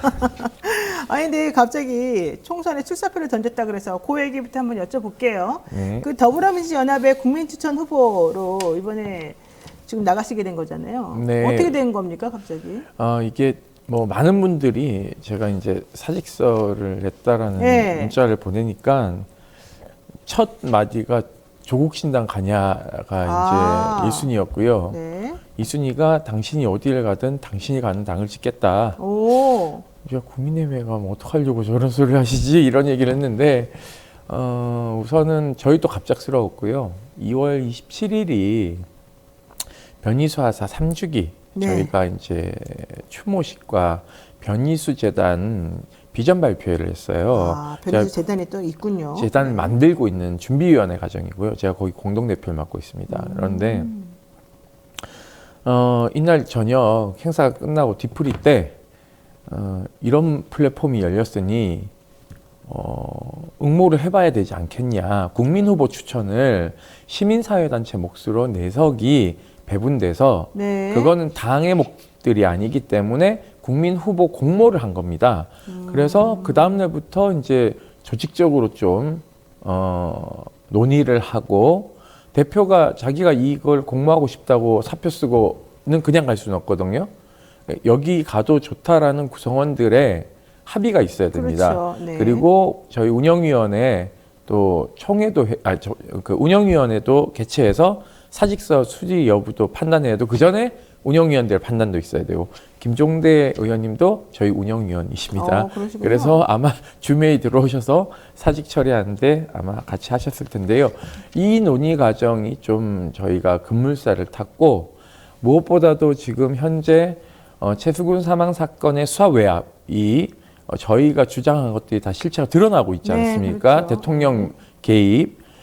그렇기 때문에 이 반헌법적인 헌법을 난도질한 국가 범죄에 대해서 책임을 물어야 된다. 네. 이번 총선에서 아울러 박대령을 지키지 않으면 안 된다. 사실상 지금 140석이 또 안 된다라는 이제 절망적인 얘기를 하시는 분들이 많아요. 앞으로. 그렇게 되면 박정훈 대령이 현재 군사재판을 받고 있지 않습니까? 네. 박 대령이 감옥을 갈 수도 있다라는 판단도 있는 거예요. 그래서 제가 나가서 박 대령을 지키고 무당한 정권에 대해서 맞서 싸우겠다라는 이제 결론에 도달하게 된 겁니다. 지금 이번에 그 나가시는 분이 고상만 그분도 나가신다고 제가 고상만 전 조사관은 1차 12명에 포함되지 않으셨습니다. 그래도 포함된 사람이 있고 또 안 된 사람이 있고 그런 네네. 거예요? 그러니까 남자 6명, 여성 6명이 이제 3월 10일 오전 1시부터 공개 오디션을 통해서 유튜브를 중계를 하면 문자 투표를 인기 투표하듯이 국민 경선 이렇게 예, 맞습니다. 그래서 모든 국민들이 투표에 참여할 수 있습니다. 12분 중에서 4명 안에 들어야지 비례 네. 후보로 되는 거예요? 예, 그리고 남녀가 번호 배치가 다르지 않습니까? 그렇죠. 그러니까 여성 1번은 비례 전체에서 1번을 주기로 했고요. 남자 1등은 12번을 주기로 이미 확정이 됐기 때문에 어머나. 제가 남자 1등을 해야 당선 가능성에서 간당간당합니다. 좀 불공평하다고 생각할 수도 있겠네요. 12번 만약에 아니요, 혹시 뭐 받으면 그거는 이미 사주체가 합의를 한 거기 때문에 그래요? 제가 뭐 어떻게 할 수 없는 영역이고요. 제가 최선을 다해야 되는 거는 남성 1번을 받아야 제가 12번이 된다. 그러면 만약에 4명 뽑는데 그러니까 12명 중에서 남성 1번이 12번 그러면 네. 두 번째를 받으면 어떻게 되는 거예요? 몇 번이 되는 거예요? 한 20번대로 밀려나는 거죠. 야, 되게 예. 어렵네요. 네, 그렇습니다. 알겠습니다. 어쨌든 잘 되시기를 바라고요. 네, 이게 인기 투표가 20점을 차지하기 때문에 5,000표를 제가 5천 명의 국민으로부터 선택을 받아야 20점을 가져가고 전화 여론조사 방식의 100명의 무작위는 30점을 가져가고요. 심사위원회가 36명으로 구성되어 있는데요. 이분들이 50점의 가점을 줍니다. 야, 되게 복잡스럽네요. 네. 어쨌든 여기서 좀 좋은 후보가 잘 걸러지기를 네. 참 바라겠습니다. 많이 도와주셔야 됩니다. 그러네요, 진짜. 자, 군인권 관련해서 어쨌든 많은 일을 해오셨기 때문에 이번에 좀 잘 되셨으면 좋겠다. 그러면은 지난해 이제 7월 구명조 기업체 실종자 수색 작업에 투입됐다가 숨진 최상병 사건 벌써 8개월이 지났는데 네. 박정훈 해병대 수사단장에 대한 재판이 2번이나 열렸어요. 거기 이제- 지금 참석하셨었죠? 예, 이 재판은요 사실상 윤석열 대통령과 네. 이 수사 외압한 사람들이 다 재판대에 서서 본인들이 수사 외압을 했는지 안 했는지를 밝혀야 되는 건데 이게 네. 거꾸로 됐어요. 그러니까 정의를 밝히고 진실을 밝히고자 하는 자의 목을 비틀어서 사실상 그때 구속시키려고 하지 않았습니까? 네. 다행히도 저희들이 또 이제 검사의 녹음 파일을 공개하면서 네.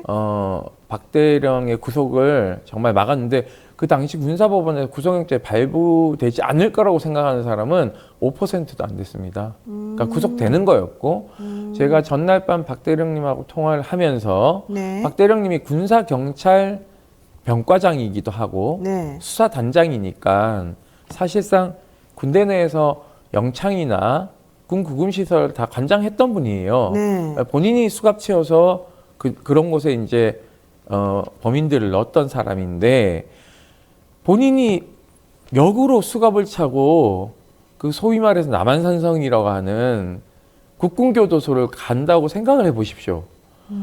이거 너무 참 어떻게 보면 이 멘탈이 무너지는 그렇죠. 일이거든요. 네, 네. 그래서 제가 그 전날 드릴 말씀이 이게 이제 구속이 되면 잘 아시겠지만 이 공간이 분리되지 않습니까? 그럼 사람 만나는 게 제한되기 때문에 그렇죠. 어떤 사람도 사실상 거기 안에서는 정말 멘탈 잡기가 어렵거든요. 그래서 제가 또 감옥을 갔다 와봤지 않습니까? 먼저 얘기를 했죠. 수갑 차면 기분 더럽다. 그리고 감옥 가면은 상당히 무너진다. 일상이. 그렇기 때문에 멘탈 관리 잘 하셔야 된다라는 얘기를 했었는데 오후 6시 김정민 변호사와 국방부 대통령실 문하고 같이 쓰거든요. 그쪽 후문요. 거기 걸어 나오는데 저희가 처음엔 잘못 받는 줄 알았어요. 그렇게 걸어 나와서 김정민 변호사하고 저하고 박대령하고 이렇게 포옹하면서 잠시 울었습니다. 사실. 아이고. 사실 기가 막힐 일인 거죠. 지금 재판은 공정하게 진행되고 있다고 보세요? 군사법원이지 않습니까? 상관이 국방부 장관이에요. 아니 노 변호사님 잘 아시잖아요. 그러니까 그래서 제가 서울중앙지법에서 재판을 하면 상관이 대통령은 아니지 않습니까? 적어도 법원장이 계시고 그 위에 대법원장이 계시지 않습니까?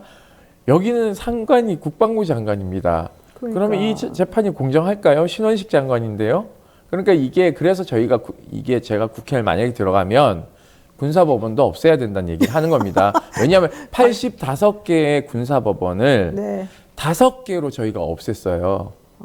권역별 5개로 했고 항소시민 고등군사법원을 없애고 모든 항소심 재판은 서울고법에서 민간 법원에서 재판을 진행하게 됩니다. 사실 그래서 이 눈치 보는 군사법원, 적어도 상권 분립이 안 되어 있는 군사법원, 지금 행정부에 들어가 있는 법원이지 않습니까? 네. 최소한도로 군사법원을 존치한다면 관할은 대법원으로 가져가야 된다. 만약에 존치한다면 아니면 없애야 된다.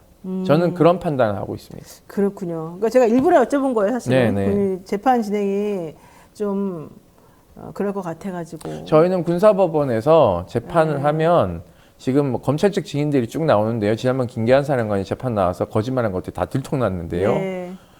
윤석열 대통령도 군사법원에 이제 증인을 나오셔야죠. 네, 나오시고 국회 지금 국정조사도 지금 계류 중인데 김진표 의장님께서 개시 결정만 하면 되거든요. 성원이 다 됐기 때문에. 그 지금 선거가 시작됐으니까 개시 못하지 않습니까? 그럼 새 국회 열리면 국정조사에서 대통령을 국정조사장에 불러야죠. 사실은 당신 했는지 안 했는지. 저는 이거 안 하면요. 워터게이트 사건이라고 생각해요. 멀쩡하게 수사를 잘 하고 있었고 구명조끼를 입지 않고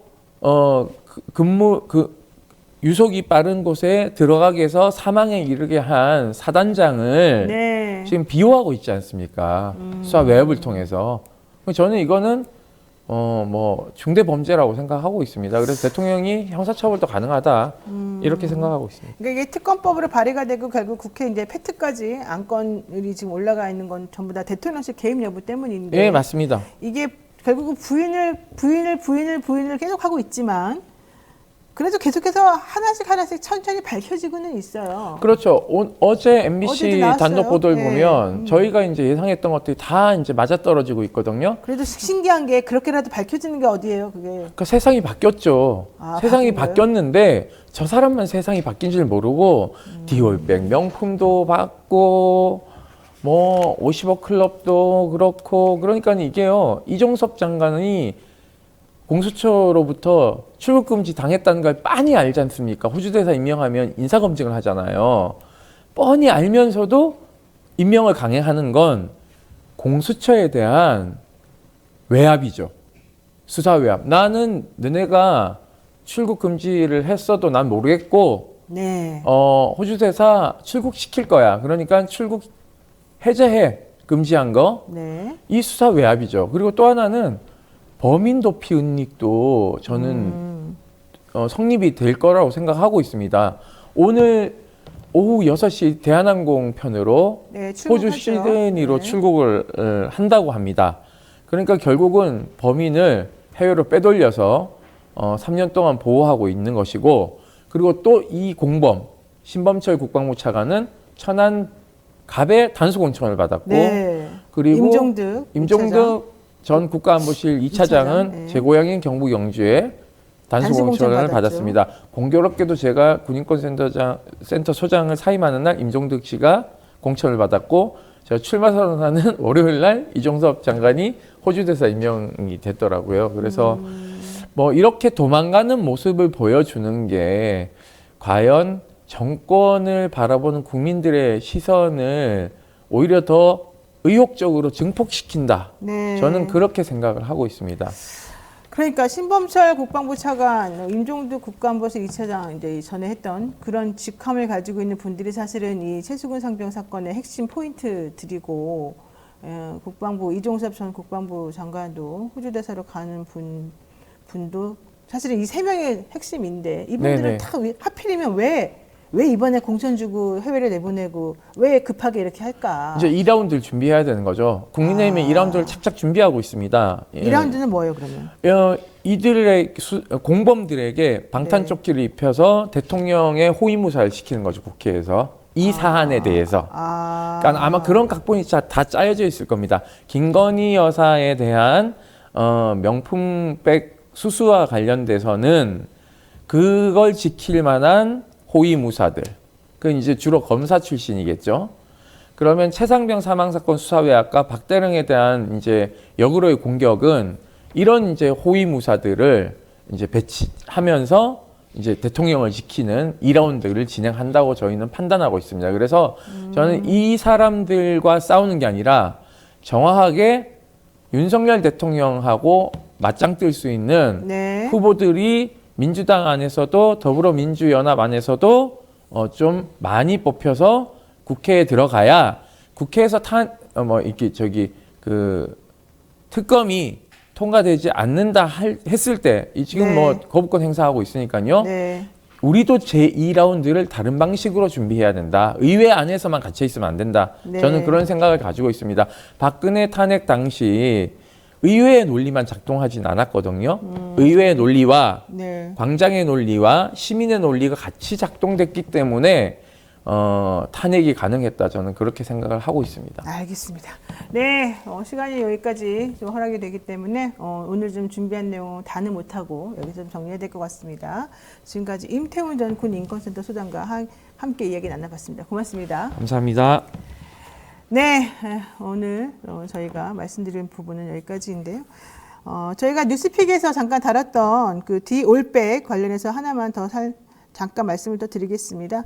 그 디올백 사진 아까 그 이재명 대표하고 정청래 최고위원하고 민주당의 사진 이제 보면서 뭐 일단 퍼포먼스라고 제가 이제 설명드렸던 그 부분 관련된 거였는데요. 부연 설명을 조금만 더 드리면 지난 3일 대한의사협회가 정부의 의대 증원에 반발해서 여의도 공원에서 전국 의사 총궐기대회를 개최했는데요. 그때 나왔던 구호가 바로 디올백이었습니다. 이 구호가 바로 정말 당시 상황을 참 아이러니하다고 제가 여러 번에서 말씀드렸지 않습니까? 이 아이러니한 상황을 잘 설명을 좀 해두고 있습니다. 모든 정책을 원래대로 돌려놓자. 모든 시스템을 원상복구 시켜달라. 일방통행은 싫다. 이제 이런 내용을 담고 있었었고요. 그 내용을 정청래 최고위원하고 민주당의 이재명 대표가 약간 풍자 비슷하게 좀 설명했던 그런 사진 장면이었었습니다. 자, 부연 설명은 그렇게 제가 말씀을 드렸고요. 여러분들께 이제 마지막에 또 이제 끝나는 마당에서 한번 말씀드리겠습니다. 자, 믿을 수 있다 더 착한 보험 설명드립니다. 건강보험, 차량보험을 더 저렴하게 만나보실 수 있는 전문보험 클리닉 업체죠. 가족이나 친척, 지인에게 묻지마 보험 가입하신 분들, 보험료가 적당한지 필요한 보장은 제대로 들어있는지 궁금할 때 점검 받아보시면 좋겠습니다. 예약만 하시면 전국 어디서든지 무료로 방문 상담도 가능하니까요. 주저하지 말고 예약하시고요. 상담 예약은 대표 전화 1644-1236, 1644-1236입니다. 010-16하나들의-3303으로 연락하시면 상담 예약은 24시간 가능하고요. 영신이분들의 많은 관심 부탁드립니다. 여러분들이 항상 재테크 관심 많으신데 이런 사소한 것부터 하나씩 체크해 보시면 여러분들의 일상생활이 많이 달라질 것을 느낍니다. 자, 오늘 노영의 일진사이다 여러분들하고 많이 속 시원하게 해봤는데요. 잠시 뒤에는 저 노반장이 진행하는 2부 뉴스인사 프라임 진행하겠습니다. 오늘 문희정 평론가 그리고 알파고와 함께하는 세계와 K 코너가 준비되어 있으니까요. 어디 가지 마시고 잠시만 기다려 주시겠습니까? 네, 그리고 이 프로그램 2부 안 들으실 분들은 다음 주 월요일에 뵙기로 하겠습니다. 고맙습니다.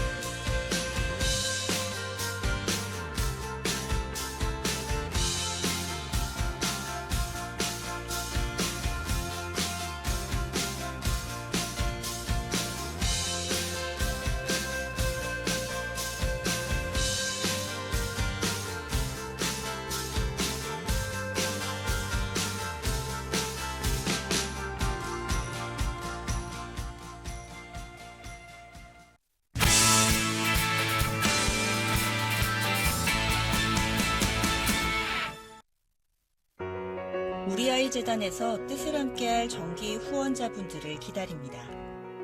우리아이 재단은 한반도 어린이를 위한 재단입니다. 배고픈 어린이들에게 영양 가득한 국수를 보내고 영유아 자폐 조기검사 지원, 베이비박스의 이유식 정기 배달, 중증장애 미취학 아동들을 지원하고 있습니다. 따뜻한 손길을 이어주는 분들께 우리아이 팔찌와 감사 선물을 드립니다. 지속적인 지원을 통해 더 많은 어린이들에게 도움을 줄 수 있도록 정기 후원자가 되어주세요. 후원 문의 02-2128-3344, 2128-3344. 네, 뉴스인사 프라임 시작하겠습니다. 뉴스인사 프라임은요, 유튜브 멤버십 회원에게만 우선 서비스가 됩니다.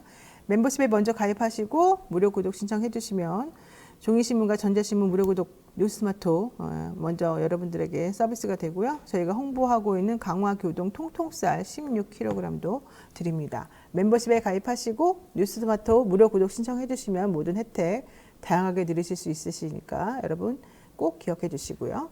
의견과 질문들도 댓글로 남겨주시면 프로그램에 반영해 드리도록 하겠습니다. 깊이 있는 고품격 시사대담 뉴스인사 프라임 지금부터 시작하겠습니다. 오늘 금요일은요. 세계와 K 코너입니다. 이 시간에는요. 세계 속의 한국 우리가 알아야 할 세계 소식을 이야기해 볼 건데요. 문희정 평론가 그리고 알파고 신하 씨 기자 함께하겠습니다. 두 분 어서 오십시오. 네, 안녕하십니까. 안녕하십니까. 아ህlan wa sahlan.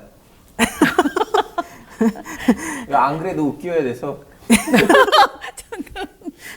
아, 따로 미션을 뭔가 제작진으로부터 받으셨나요? 아, 저는 스스로 이제 눈치껏. 아, 네. 설명을 좀 해주세요. 아hlem ve selam 코요. 환영합니다. 아랍 말로. 환영합니다. 네, 아랍 아랍 말로 말로. 환영합니다. 다시 발음해 주실래요? 뭐. 아hlem ve sahlen. 너무 어렵다. 아하라마 사하라마 무슨 말인지 모르겠네. 어쨌든 사우디 다녀오셨잖아요. 저는 이집트, 아랍에미리트, 사우디, 카타르 다녀왔습니다. 예. 왜 갔다 오신 겁니까? 좀 출장이긴 한데요. 하나의 출장 아니고 여러 개의 출장이 이렇게 종합돼 있어요. 왜냐하면 한번 가면 다른 일들도 더 하고 와야 돼요. 왜냐하면 거리가 좀 약간 11시간 그렇죠. 예, 예. 멀리 있잖아요. 그래서 한번 가면 저는 2주 동안 가는 거고 가면 몇 개의 일을 처리하고 와요. 그러니까 이번에는 뭐 그러니까 가서 뭘 좀 돌아보고 오신 거예요? 특별히 우리 애독자들한테 뭐 애청 우리 이제 시청자분들이 아마도 사우디라고 하면 이제 궁금할 거는 니엄시티 프로젝트잖아요. 네. 니엄시티 프로젝트의 오퍼레이션 시티라고 해야 되나? 그 이제 그걸로 관련된 기술자들이나 아니면 좀 약간 계획이 이루어지고 있는 도시는 타북이라는 북부 도시예요. 그 타북이라는 도시를 이제 중심으로 두고 그 옆에 붙어 있는 니엄시티를 이제 하고 있거든요. 네. 거기 갔는데요. 이제 두 번째 간 거예요. 저 작년에 갔었는데 거기서 군부대를 옮기고 있더라고요. 원래 거기 군부대가 있어요. 그러니까 타북이라는 도시는 사실은 거기에다가 군부대를 설치했기 때문에 타북이라는 도시가 형성됐었거든요. 원래 조그마한 시골이었어요. 거기는 군부대 때문에. 그래서 군부의 도시라는 말도 있어요. 어마무시하게 너무나 큰 군사 기지가 있어요. 군사 기지라고 해야 되는지 모르겠지만 뭐. 그거 옮기고 있어요 지금? 네, 그거 지금 옮기고 있어요. 왜냐하면 도시는 더 이상 안 되더라고. 그걸 옮겨야지 이제 더 도시는 발전할 수가 있어요. 왜냐하면 그렇죠. 그 니엄시티 때문에 많은 기업이 들어오니까 거기는 땅값이 마지막 5년 안에 3배 올라갔다고 하더라고요. 땅값. 네. 거기도 땅값이군요. 네, 근데 또 이건 이제 긍정적인 얘기인데 긍정적인 소식인데 이제 부정적인 소식이 있더라고. 이제 아시다시피 니엄시티는 뭐 재생에너지, AI 이제 등등등 그걸로 이제 출범하려고 하는 도시잖아요. 미래 첨단 도시. 맞아요. 미래 첨단 도시. 근데 미래 첨단 도시 중동에서 처음에는 니엄시티가 아니에요. 예전에는 아랍에미레이트에서는 2010년 되기 전에 이제 아부다비가 마스터 시티라는 걸 가지고 먼저 발표를 하고 사실 중동에서 제일 먼저 이렇게 미래 첨단 도시라고 했던 거는 아랍에미레이트였고 그 중에는 아부다비였는데 마스터 시티는 거의 뭐 70-80% 정도는 자기 목표를 달성했거든요. 저 마스터 시티에 가봤어요. 거기 진짜 그 뭐지 무인차라고 해야 되나요? 사람 없는 차들이 돌아다니고 있어요. 그래서 이번 니엄시티 때는 제일 많이 들어왔던 기업들 중에 하나는 아랍에미레이트의 기업이었는데 근데 언론에 잘 나오지는 않지만 아부다비 국왕하고 모하메드 빈 살만 왕세자 사이가 너무 더러워가지고 그래서 지금 아랍에미레이트 기업들이 다 철수했어요. 알겠습니다. 네, 다녀오신 얘기는 이렇게 브리핑으로 잠깐 듣도록 하고요. 네. 자, 오늘 본론으로 들어가도록 하겠습니다. 그 아르헨티나 국영통신사 텔람이라고 80년의 역사를 자랑한다고 하던데 갑자기 폐쇄 절차에 돌입을 했고 직원들이 경찰에 의해서 내쫓김을 당했다. 홈페이지 접속도 차단이 됐다. 지금 화면 보시는 것처럼 저렇게 깜짝 놀랄 만한 일이 벌어진 건데요. 이게 왜 이런 일이 벌어졌냐? 로이터가 전한 소식에 따르면 하비에르 밀레이 아르헨티나 대통령이 텔람이 좌파 정권의 선전기관으로 사용됐다 이렇게 말하고 곧바로 벌어진 일이라고 하더라고요. 이게 도대체 무슨 말입니까? 근데 이게 어느 정도 예상이 됐던 게 뭐냐면은 지난해 11월에 이제 대선 있을 때 유세 기간 동안 밀레이가 끊임없이 그 언론사들을 공격하면서 가짜 뉴스를 퍼뜨리고 있다 이러면서 그런 언론사들 다 폐쇄하거나 또 공영 언론이나 국영 언론 같은 경우에는 다 민영화하겠다라고 미리 얘기를 했었어요. 이 사람이 워낙 정말 파격적인 공약들을 많이 얘기를 했는데 1일 날 이제 처음으로 국정연설을 의회에서 하면서 지금 말씀하신 좌파 정권의 선전기관으로 사용됐다라고 일방적으로 이제 본인이 주장을 한 거죠. 그러고 이틀 후 자정에 갑자기 들이닥친 겁니다. 그래서 안에서 당직을 하고 있던 언론인들 있지 않습니까? 다 내쫓았고요. 지금은 이제 봉쇄를 한 상황이고 이거 결국은 이제 민영화 수순으로 가지 않겠느냐 이 얘기가 나오고 있는 거고 지금 말한 것처럼 사실 뭔가 언론사 자체에 문제가 있었을 수도 있겠죠. 근데 중요한 거는 법과 절차, 원칙이라는 걸 다 깡그리 무시한 채 일방적으로 모든 행위들을 하고 있다라는 게 지금 가장 심각한 문제라고 그러니까 할 수 있겠죠. 아르헨티나 대통령 선거가 지난 11월에 있었었는데 지난해 11월에 그때 이 결선 투표에서 하비에르 지금 이 밀레이 대통령이 당선이 됐죠. 그렇죠. 근데 이 사람이 선거운동 하는 내내 이제 하는 행동이 기본적으로 약간 이런 말 해도 되는지 모르겠습니다만은 트럼프 대통령처럼 좀 말을 조금 거칠게 하고 극단적이죠. 극단적으로 행동하고 이제 근데 이랬었. 트럼프 대통령보다 더 심각해요. 더 심각해요. 이분은. 트럼프 대통령은 그래도 이렇게 뭐라고 해야 되나 전기톱은 안 들고 전기톱을 나오잖아. 들고 나오지는 않아요. 그래서 또 이 기사의 내용 이런 게 그래서 있더라고요. 트럼프 다음에 제보긴 기분 나빴을 거예요. 내 이름은 그 사람한테 쓰지 말라고. 트럼프 네. 대통령이. 난 그 정도로 막장은 아니야라고 트럼프 대통령이 얘기하지 않을까. 그러니까 이 아르헨티나 대통령은 별명이 전기톱 대통령이더라고요. 네. 왜 전기톱 대통령이라고 이름이 붙이는 거예요? 아직 전기톱을 나와서 나는 이걸로 지금 우리 정부가 지금 여기저기 돈을 뿌리고 있는데 그걸 다 잘라내겠다. 왜냐하면 아시다시피 아르헨티나의 그 경제는요 망했어요. 근데 정확하게 이유를 모를 정도로 망한 거예요. 예를 들면 이 나라의 경제가 망했다 이것 때문이다라고 할 수가 있는데 아르헨티나는 동시다발적으로 몇 개의 종아를 맞았기 때문에 어떤 이유인지를 정확히 밝힐 수 없을 정도로 경제가 망했는데 이 사람이 처음으로 나와서 문제가 그거예요. 우리나라는 우리 정부는 복지를 너무 지나치게 뿌리고 있어요. 그래서 난 이거 다 뿌리겠다. 정부가 다 잘라버리겠다. 내가 다 네. 끊어내겠다. 그냥 네. 내가 뭐 욕을 먹거나 말거나 나는 이게 문제라고 생각하니까 이 좌파 정권 때문에 지금까지 망했다고 생각한다. 네. 이제 이런 얘기인 거죠. 근데 이 기사는 지금 텔렘이 지금 배제하겠다고 했잖아요. 사실 각 나라마다 그 나라의 공공통신사는 어느 정도 마이너스이거든요. 네, 근데 그렇죠. 다 그렇죠. 예, 우리나라도 그러겠죠. 뭐. 근데 그럼에도 불구하고 연합통신이라든가 아니면 일본인인 교토 수신 이제 그분들은 그렇다고 해서 우리는 그래도 좀 장사를 하자고 해서 열심히 다른 나라 언론사들이랑 계약을 맺고 자기네 사진, 자기네 영상을 팔아주려고 하거든요. 네. 근데 이제 이 텔렘이 진짜 뭐라고 해야 되나 어차피 돈이 정부에서 오니까 그렇게 좀 약간 열심히 하진 않았다는 것도 하나의 진실인지도 우리는 좀 약간 여기서 밝혀야 돼요. 알겠습니다. 어쨌든 이제 그런 상황이다. 이게 좀 말씀드린 거고요. 이스라엘 관련 보도도 지금 이 언론사들이 좀 편향적으로 다루고 있다. 네. 이 얘기를 미국 CNN하고 이 뉴욕타임즈 얘기를 하면서 지금 나오고 있습니다. 이 얘기는 네. 또 어떤 얘기입니까? 자, CNN 이제 내부에서 우리가 지금 이스라엘 관련해서 기사를 쓸 때는 너무 위에서 가이드라인이 강하게 계속해서 내려온다는 거예요, 직원들한테. 근데 그게 일방적으로 친이스라엘 편향의 가이드라인이 내려온다는 겁니다. 예를 들어서 하마스가 성명을 발표하고 이스라엘 정부 측이 성명을 발표하잖아요. 근데 CNN 측에서는 하마스 성명은 패싱해라 라는 식의 얘기까지 나올 정도고, 심지어 예루살렘 지국의 허가를 받아서 이스라엘 관련 기사는 내보내라 라는 얘기까지 나온다라는 겁니다.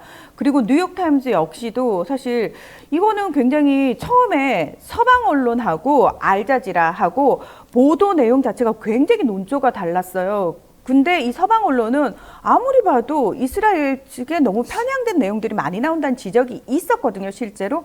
근데 아니나 다를까 관련해가지고 하마스 쪽의 성범죄 이러면은 그냥 확인 없이 그냥 내보내는 거고, 근데 이스라엘 군의 성범죄는 전혀 나오질 않는 이런 상황들이 벌어져서 내부 폭로가 이제 나온 거죠. 네. 근데 이거는 이스라엘 전쟁뿐만 아니라 우크라이나 전쟁과 관련해서도 비슷한 상황이 벌어집니다. 유럽의 언론들이 어떤 자조 섞인 비판을 했냐면은 우리가 지금 우크라이나 편을 일방적으로 들어야 한다라는 암묵적 압박을 받고 있어서 우리가 공정한 보도를 하지 못한다는 얘기를 유럽 언론들이 스스로 할 정도로 항상 이런 문제, 서방과 비서방이 부딪혔을 때는 늘 서방 중심의 보도가 나온다라는 얘기는 그래도 서방 언론에서는 자조적으로 이거 우리 문제 있어, 이건 저널리즘이 아니야라는 비판 보도가 내부에서 나온다는 거죠. 우리나라는 그런 게 없잖아요. 그러니까 이스라엘의 팔레스타인 가자 지구내 지금 이 살상이 너무 심각한 상황이고, 제가 이 문제를 지금 여기서 테스트할 수가 있어요. 예를 들면 한 가지 질문할게요. 예루살렘에서 미국 대사관 직원 외교관 한 명이 죽은 채로 발견됐어요. 알고 계셨어요? 이건 서양 언론에서 잘 안 나왔어요. 나 몰랐는데요. 몰랐어요. 잠깐만 네. 다시요. 지금 얼마 전에 지난주인가 미국 대사관 직원 외교관 한 명이 예루살렘에서 죽은 채 발견됐어요. 왜요? 그 이유를 미국이 그냥 그 기자회견에서 물어봤는데 악의적인 거 없고요. 그냥 뭐 죽은 채 발견됐습니다 하고 그냥 패스를 시켰어요. 외교부가 그 정례 브리핑을 했을 때. 근데 이거 영자 신문들 없는 중동 언론에는 막 많이 나오거든요. 맞아요. 왜 미국 대사관 직원이 죽은 채로 예루살렘 그 이스라엘 측에서는 죽은 채로 발견됐는가, 누가 죽였는가, 그냥 병으로 죽었다면 어떤 병 때문인가, 가족들한테 인터뷰를 해야 되는데 왜 이거 너무 배세적으로 됐느냐고 지금 중동 언론에 얹혀요. 근데 이 내용이 지금 서양 언론은 안 나오죠. 그러니까는 뭐 CNN이나 뉴욕타임즈에서 자성적으로 이런 얘기 하는 거는 고무적인 일이긴 합니다만 어쨌든 중요한 건 이렇게 이스라엘 관련해서는 항상 좋은 얘기만 하려고 하고 그다음에 나쁜 얘기 나와도 축소시키려고만 하고 또 그렇지 않은 팔레스타인 얘기 같은 거 나오게 되면 무조건 나쁜 쪽으로만 계속해서 확대해서 좀 얘기하려고 하고 이렇다. 그러다 보니까 실상을 제대로 알리지 않는 이 상황이 문제다. 이제 이런 얘기고요. 우리나라도 마찬가지예요. 이렇게 되면 우리나라도 그냥 서구에서 나오는 얘기를 그대로 갖다가 그렇죠. 그냥 보도하는 것이 끝이니까. CNN이나 뉴욕타임즈 지금 이제 내부적으로 문제가 있다라고 자조적인 목소리가 나오는 곳에 인용 보도가 제일 많잖아요. 예. 자, 우리 알파고 기자님께 여쭤보겠습니다. 지금 이 이스라엘 팔레스타인 가자지구 살상이 엄청 끔찍하다고 제가 얘기를 들었는데 사실 얼마나 끔찍한지가 우리는 잘 모릅니다. 어떻습니까? 막 예를 들면 얼마 전에 또 죽은 아이가 한 명의 사진에 포착이 됐는데 그 아이는 그동안 밥이 없어서 죽었대요. 그래서 그 목을 파괴했어요. 그래서 보시면 아프리카 아이보다 더 훨씬 더 심각한 몸매였고, 그리고 어떤 여성분이 아이가 없으니까 열심히 돈을 모아가지고 이제 의사들한테 갖다 박아서 시험관으로 아이를 드디어 만들었거든요. 한 10년 만에. 네, 그 대원한 지 얼마 안 돼서 다시 뭐지 공습으로 죽었어요. 근데 이거 말씀을 드려야 돼요. 좀 너무나 기계적인 언론인의 모습이겠지만 죽은 사람들의 숫자가 최근에 와서 비교적으로 줄였다고 볼 수가 있어요. 왜냐면 처음엔 너무 많이 죽었거든요. 거의 매일매일 1000명씩 죽었는데 뭐 지금은 그래도 뭐 매일매일 1000명씩 아니고 3만 명을 얼마 전에 넘어갔어요. 그건 이제 어느 정도 협상하려고 하는 양측의 그런 움직임들도 있는데. 그런데 문제는 구호 물자 같은 것들이 지금 제대로 들어가지를 못하고 특히 이스라엘이 그걸 반대해가지고 그냥 공중에서 뿌려주는 방식으로 하고 있는데 그게 효과적이지가 않아서 필요로 하는 양의 뭐 3분의 1 수준도 안 된다. 그리고 그나마도 뿌려지게 되면은 모두에게 공평하게 나눠주는 게 아니기 때문에 힘없고 이런 사람들은 가져오지도 못하고 결국 굶어 죽는 것밖에 안 된다 이런 얘기잖아요. 지금. 네, 맞습니다. 지금 세계보건기구가 심지어 의약품조차 이제 반입을 안 시켜주니까 요청을 계속했어요. 그런데 이스라엘군이 거의 거부를 했다는 거예요. 왜 그러는 거예요, 도대체? 이스라엘은 이해가 안 돼요, 솔직히 말해서. 그 군인들도 아니잖아요. 그 사람들은 그냥 민간인 아니에요? 그 안에 있는 사람들은 왜 밥을 못 먹게 해요? 이제 이스라엘 군 입장에서는 하마스 대원하고 일반인은 구분이 안 된다고 되니까. 아니 그러니까 내가 하는 말이 그 말이에요. 구분이 되든 안 되든 어쨌든 이건 정말 인도주의적인 측면에서도 말이 안 되는 거 아닙니까? 그래서 사실은 하나님의 사랑을 그렇게 주장하는 사람들이 선택받은 민족한테만 하나님의 사랑이 와야 된다고 생각하는 거죠. 너무 위선적인 것 같은데. 그렇죠. 사실은 그것 때문에 지금 전 세계적으로 국제 여론이 이스라엘이 굉장히 나쁩니다. 우리 왜 학창 시절만 해도 유대인 교육법 그리고 뭐 유대인들이 나라를 되찾았다 뭐 이런 식의 교육을 받았거든요. 근데 그게 지금 얼마나 허상인지에 대해서 적나라하게 보고 있고 홀로코스트의 피해자라고 해서 사실은 이스라엘은 유대인들은 지금까지 그거를 어떤 방패막이처럼 살아왔어요. 일명 까방권이라고 하죠. 그런데 자 75년 만에 이제 피해자에서 완벽하게 가해자로 둔갑을 한 걸 스스로 만들었습니다. 게다가 구호품이 못 들어가고 있는 상황에서 구호품 트럭으로 몰려든 사람들을 향해서 발포를 했어요. 그러니까 총을 쏘고. 탱크가 들어가서 탱크로 포를 쏘고요. 전투기까지 동원을 해서 쐈다고 얘기를 하는데. 근데 아니라면서요. 자기네는 아니라고 부인하잖아요. 이스라엘 군이 너무 가증스러운 게 뭐냐면은 처음에는 발포 자체가 없었다라고 얘기를 하고요. 무슨 얘기야? 목격자들의 증언이 외신을 통해서 계속 나오니까 뭐라고 얘기하냐면 우리가 질서를 유지하기 위해서 경고 사격을 해서 조심스럽게 다리를 향해서 조준했어. 그래서 10명군도 죽었고 나머지는 지들끼리 밀축하다가 압사당한 거야 라고 얘기를 하고 있는 겁니다. 이게 말이 됩니까? 그래서 UN 대표단이 그 다음날 바로 들어갔어요. 현지 조사 들어가니까 실제로 총상 환자들이 대부분이었다는 거 아닙니까? 그러니까요. 뭐 총 112명이 죽었다고 하던데 다친 사람은 700명 정도 된다고 그러고 게다가 그 영상이 있어요. 그 구호 트럭이 못 들어가니까 이제 공중에서 이렇게 막 뿌려질 때 사람들이 이렇게 막 몰리는 거, 네. 그다음에 트럭 쫓아가가지고 사람들이 네. 막 뭐 하나라도 받아오려고 하는 거, 약탈하면서 사람들이 몰려가지고 막 쓰러지는 거 별의별 게 다 있어요. 예, 참사가 벌어진 곳이 가자 북부인데 가자 북부 같은 경우에는 구호품이 한 달 동안 못 들어왔던 상황이고요. 가자 북부는 이미 거기 이제 끝났고요. 그래도 이제 라파 지구에서 라파는 이제 남부 쪽 네. 이집트하고 국경 고기를 근데 얘기하는 거기도 겁니다. 지금 최근 나와서 공격을 받고 있으니까 그렇죠. 더 끔찍한 일들이 벌어지고 있어요. 라파 정도는 이제 이스라엘은 처음에는 건들리지 않을 거라고 얘기를 했었는데 그래서 라파 쪽으로 피신하라고 있었는데 그렇죠. 네, 지금도 라파를 공격하다 보니까 그 일들이 일어났는데 근데 이제 이집트는 협박을 하니까 그나마 멈췄어요. 네. 왜냐하면 라파를 공격하면 라파에 있는 사람들이 이집트로 들어올 거 아니에요. 그래서 이집트는 그 협박했어요. 너네 이렇게 계속 라파를 공격할 거라면 우리는 평화협정 폐지하겠다고. 휴전한다고 그때 서로 얘기하고 하다가 중단된 거예요? 어떻게 된 거예요 지금? 그 휴전이 있을 수가 없어요. 왜냐면 그 네타냐후 하고 싶어 하지 않죠? 암암리 하고 싶죠. 근데 하고 문제가 싶어요? 뭐냐면 네. 같은 내각에 있는 사람들이 하는 거를 싫어하니까 하게 되면 그 사람들이 내각에서 빠질 거거든요. 그러면 네타냐후도 실각이 될 거예요. 네타냐후 실각되고 싶지는 않아요. 그러니까 네타냐후는 하고 싶어 해요, 휴전을?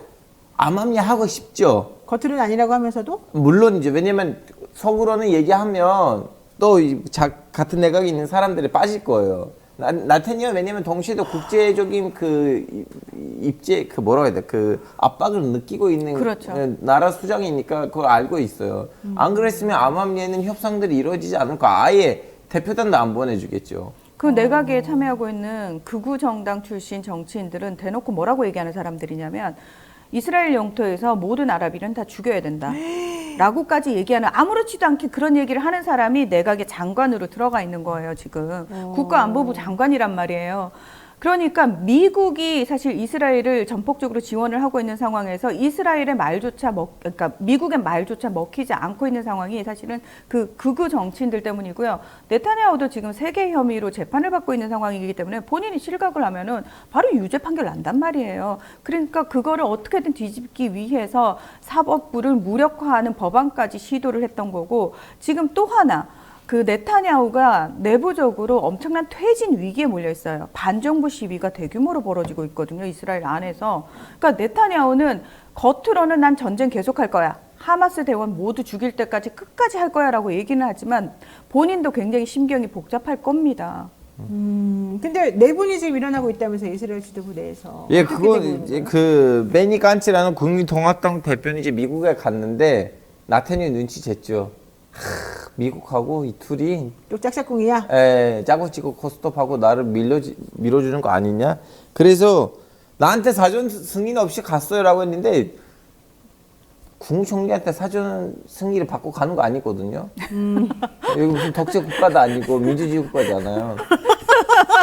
베니 간츠는 왜 간 겁니까? 이제 미국 보기에는 이대로 가면 그 여러 가지란 문제예요. 왜냐면 이미 지금 우크라이나 러시아 전쟁이 있는데 여기다가 또 이렇게 중동에서 지금 이스라엘을 가지고 완화시키고 다른 중동 국가들을 같이 좀 수교하게끔 만들려고 했는데 지금 수교했던 나라들도 대사들을 다 졸수시켰어요. 이대로 가면 미국의 중동 정책이 망하거든요.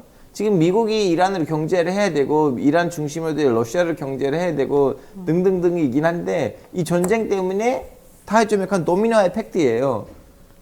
그리고 또 중국의 입김이 올라가고 있고 중국이 자꾸 뭐라고 해야 되나 그 중동 국가들의 편을 들다 보니까 이 전쟁 빨리 끊어야 돼 미국 입장에서. 근데 나타냐후는 그걸 못 하고 있어요. 그럼 간츠로 가야죠. 그러니까 대안을 지금 사실은 찾고 있는 거군요. 베 미국 입장에서는. 유니간츠라는 사람이 사실 예전에 국방장관도 했던 유능한 사람이에요. 이제 중도 우파 쪽이다라고 그나마 미국 쪽하고 대화가 통한다라고 이제 인정받는 사람이고 베니간츠를 미국이 보란 듯이 불러가지고 카멜라 해리스 부통령이 딱 영접을 하고 그다음에 중요한 인물들을 다 만났어요. 이거는 뭐냐면 네타냐후 보여주기식이고 이스라엘을 향한 사인이에요. 시그널이라는 거예요. 자, 이제 니들이 조금 여기서 더 엇나가면 우리 통제를 벗어나게 되면 우리는 언제든 베니간츠로 갈아탈 수 있어라는 걸 보여주는 압박용인 거죠. 왜냐면 미국이 무기 지원을 끊는 순간부터는 이스라엘이 네. 전쟁하기 힘들어요. 그렇죠. 공격 못하죠. 자, 그런데 이 상황에서 또 게다가 독일하고 지금 프랑스도 조금 좀 난감한 처지에 처했습니다. 네. 지금 그 독일 총리가 우크라이나전 두고 요거 무슨 자기네끼리 얘기하다가 도청당해가지고 좀 난리가 곤란했다는 났어요. 걸 무슨 예. 얘기입니까 이게? 예. 자, 요게 뭐냐면은 지금 그 일단 독일 고위 장교 네 4명이 통신 보안이 아닌 그냥 화상 시스템을 이용해 가지고 우크라이나의 타우러스라고 하는 독일제 장거리 미사일 지원 문제를 놓고 얘기를 한 게 러시아에 고스란히 들어갔고요. 네. 지난 1일에 러시아 그 국영 언론사 편집장이 SNS에 떡하니 공개를 했어요. 사실 우크라이나 입장에서는 계속해서 요구했던 게 전투기와 함께 장거리 미사일이에요. 본토 때리고 싶거든요. 근데 유럽 입장이나 미국 입장에서는 우크라이나가 안 그래도 본토를 때릴까 봐 못 주는 거예요. 그렇게 되면 진짜 확전이 되는 거거든요. 그리고 이런 최첨단 무기들의 특징이 뭐냐면 우크라이나 군은 소련제 무기에 익숙해져 있는 군인들이에요. 그런데 최첨단 무기가 들어가려면 작동법을 모르잖아요. 밖으로 끌어내서 이들을 수개월간 교육을 시키거나 또는 이 무기와 함께 이 나라 군인들이 직접 들어가서 이거를 작동을 해줘야 되는데 그러면 100% 확전이죠. 러시아는 이거를 절대 놓치지 않죠. 푸틴 대통령이 이거 딱 포착된 거 봐라. 그러니까 내부를 향한 얘기기도 해요. 계속해서 푸틴이 얘기한 건 뭐냐면 서방 국가가 러시아의 안보를 위협하고 있다라는 주장을 계속해서 했는데 서방에서는 다른 얘기를 하거든요. 러시아가 지금 침공한 거 아니냐라는 얘기를 하고 있는데 지금 독일에서 타우루스 이거 지원하려면은 크림반도 때릴 수 있고 뭐 이런 구체적인 얘기까지 다 공개를 하면서 보셨죠, 여러분? 저 서방 국가가 겉으로는 무기 지원 안 한다라고 하면서 내부적으로는 이런 얘기를 해서 늘 러시아의 안보를 위협하고 있습니다. 이런데 우리가 어떻게 저들과 맞서서 싸우지 않을 수 있겠습니까? 굉장히 좋은 빌미를 하나 잡은 거죠. 게다가 그 친러시아 성향인 슬로바키아 총리가 지난달 26일에 빠방하고 뭘 터뜨렸냐면 저기요 유럽 국가에서요 지상군 파병 얘기 나오고 있어요. 라고 터뜨린 거예요. 그러니까 마크롱이 맞아요. 저희가 뭐 모든 걸 다 배제하지 않고 얘기하고 있어요. 라고 얘기를 한 겁니다. 나토를 비롯해서 미국, 유럽의 국가들이 아니에요. 저희는 파병할 생각 1도 없고요. 저희 그런 논의 안 했어요. 마크롱한테 너 왜 쓸데없는 얘기 해가지고 러시아 자극하냐 이러고 있는데 마크롱은 처음에는 왜 우리 그런 얘기 했잖아. 그리고 왜 못할 게 뭐 있어요. 라는 식으로 얘기를 하니까 프랑스 내에서도 아니요. 저희는요. 비전투 요원의 파병, 인도주의적 위기를 구할 수 있는 비전투 요원의 파병을 얘기하는 거지 절대로 전투 요원의 파병을 얘기한 게 아닙니다라고 얘기를 하고 있고 독일은 계속해서 우크라이나의 타우루스 지원을 거부하기 위해서 숄츠 총리가 그걸 거부하는 이유로 막 얘기를 하면서 아니 영국이 지난해에 스톰 섀도우라고 미사일 지원하면서 영국군 그 안에 들어가 있잖아요. 우리는 그렇게 못해요. 라는 얘기를 해버린 거예요. 그러니까 네. 영국이 와 지네 모면하려고 우리 비밀까지 얘기하네? 라는 식으로 얘기가 나와버린 거죠. 자, 지금 뭐 이런 상황에서 마크롱 대통령이 뭐 겁쟁이는 되지 말자 이랬다가 우리는 또 그렇다고 뭐 당장 우크라이나한테 뭐 하는 건 아니다 이랬다가 좀 왔다 갔다 하는 것 같긴 한데 지금 마크롱의 정확한 입장은 뭡니까? 마크롱은 지금 뭐라 해야 되나 그 프랑스의 하락 의혹을 뒤집으려고 하는 사람이에요. 아니야, 프랑스는 아직 망하지는 않았어. 우리는 핵무기 있는 비상국 그 이사국 유엔 이사국이에요. 네, 상임이사국. 상임이사국, 안보리 이사국. 네, 네. 그걸 자꾸 보여주려고 하는 그런 좀 약간 스스로의 자격지심이 있으신 분이거든요. 아, 그래요? 근데 뜬금없이 그런 행동들을 해요. 아, 뭔가 좀 허세가 있어요? 네, 네, 마크롱은 처음에 취임했을 때는 앙겔라 메르켈 독일 총리가 당시에 유럽의 대통령이라는 별명이 붙어 있었어요. 굉장히 그 자리를 노리던 사람이에요. 본인이 내가 외교의 중재자로서 모든 분쟁 지역에서 이렇게 외교력을 발휘하는 사람이야라는 걸 굉장히 허세를 떨고 싶어하는 사람이고 내부 지지율이 엄청 낮거든요. 지금 그러다가, 프랑스는 네. 대규모 농민 시위도 벌어지고 이제 뭐 엄청나게 노란 조끼 시위도 벌어졌었고, 네. 그러니까 마크롱은 내부적으로 낮은 지지율을 외부의 어떤 그런 걸 통해서 올리고 싶어하는 사람인 거죠. 네, 어쨌든 그래서 프랑스 지금 대통령이 이랬다 저랬다 해가지고 지금 오히려 체면이 더 구겨진 상태인 거네요. 욕 먹었지. 왜냐면 야 그렇게 뭐지 축 나왔는데 푸틴이 푹 하니까 왜 이렇게 바로 대보했어요라는 지금 비판을 받고 그러니까 있어요. 오히려 좀 한 발 물러서니까 네. 모양새가 좀 빠졌을 것 같아요. 한 번 이렇게 대보할 거라면 차라리 추진하지 말고 말았어야지. 그랬어요. 예. 자, 근데 마크롱의 지금 이 프랑스 내에서의 입지나 이런 건 어떻습니까? 이거 농민 시위대 선배님 말씀하셨는데 그 농민 시위대의 제일 큰 문제가 뭐냐면 남미랑 했던 그 FTA거든요. 왜냐하면 남미에서는 진짜 헐값에 뭐지 너무나 맛있는 과일들이 오고 있어요. 헐값에 맛있는. 그렇죠. 맛있네요. 네. 네. 그러면 뭐 유럽에 있는 그 프랑스뿐만 아니고 이 문제는 프랑스만 있는 거 아니에요. 유럽 전역이죠. 전역에 있는데요. 네. 그 뭐지 농민들 입장에서는 우리가 열심히 이렇게 농사를 치고 있는데 니네들이 이걸 안 먹을 거라면 그러면 우리가 망해야 되나? 그럼 어떻게 해야 되나? 사실 그럴 때는 이제 국가 차원에서 좀 약간 지원금을 나오면서 이런 식으로 해결해야 되는데 근데 지금 또 유럽 연합이 경제적으로 그걸 할 수가 있는 분위기 아니거든요. 전쟁도 바로 코앞에 있는데 그래서 프랑스뿐만 아니고 지금 전역에서 그런 문제들이 일어나고 있어요. 알겠습니다.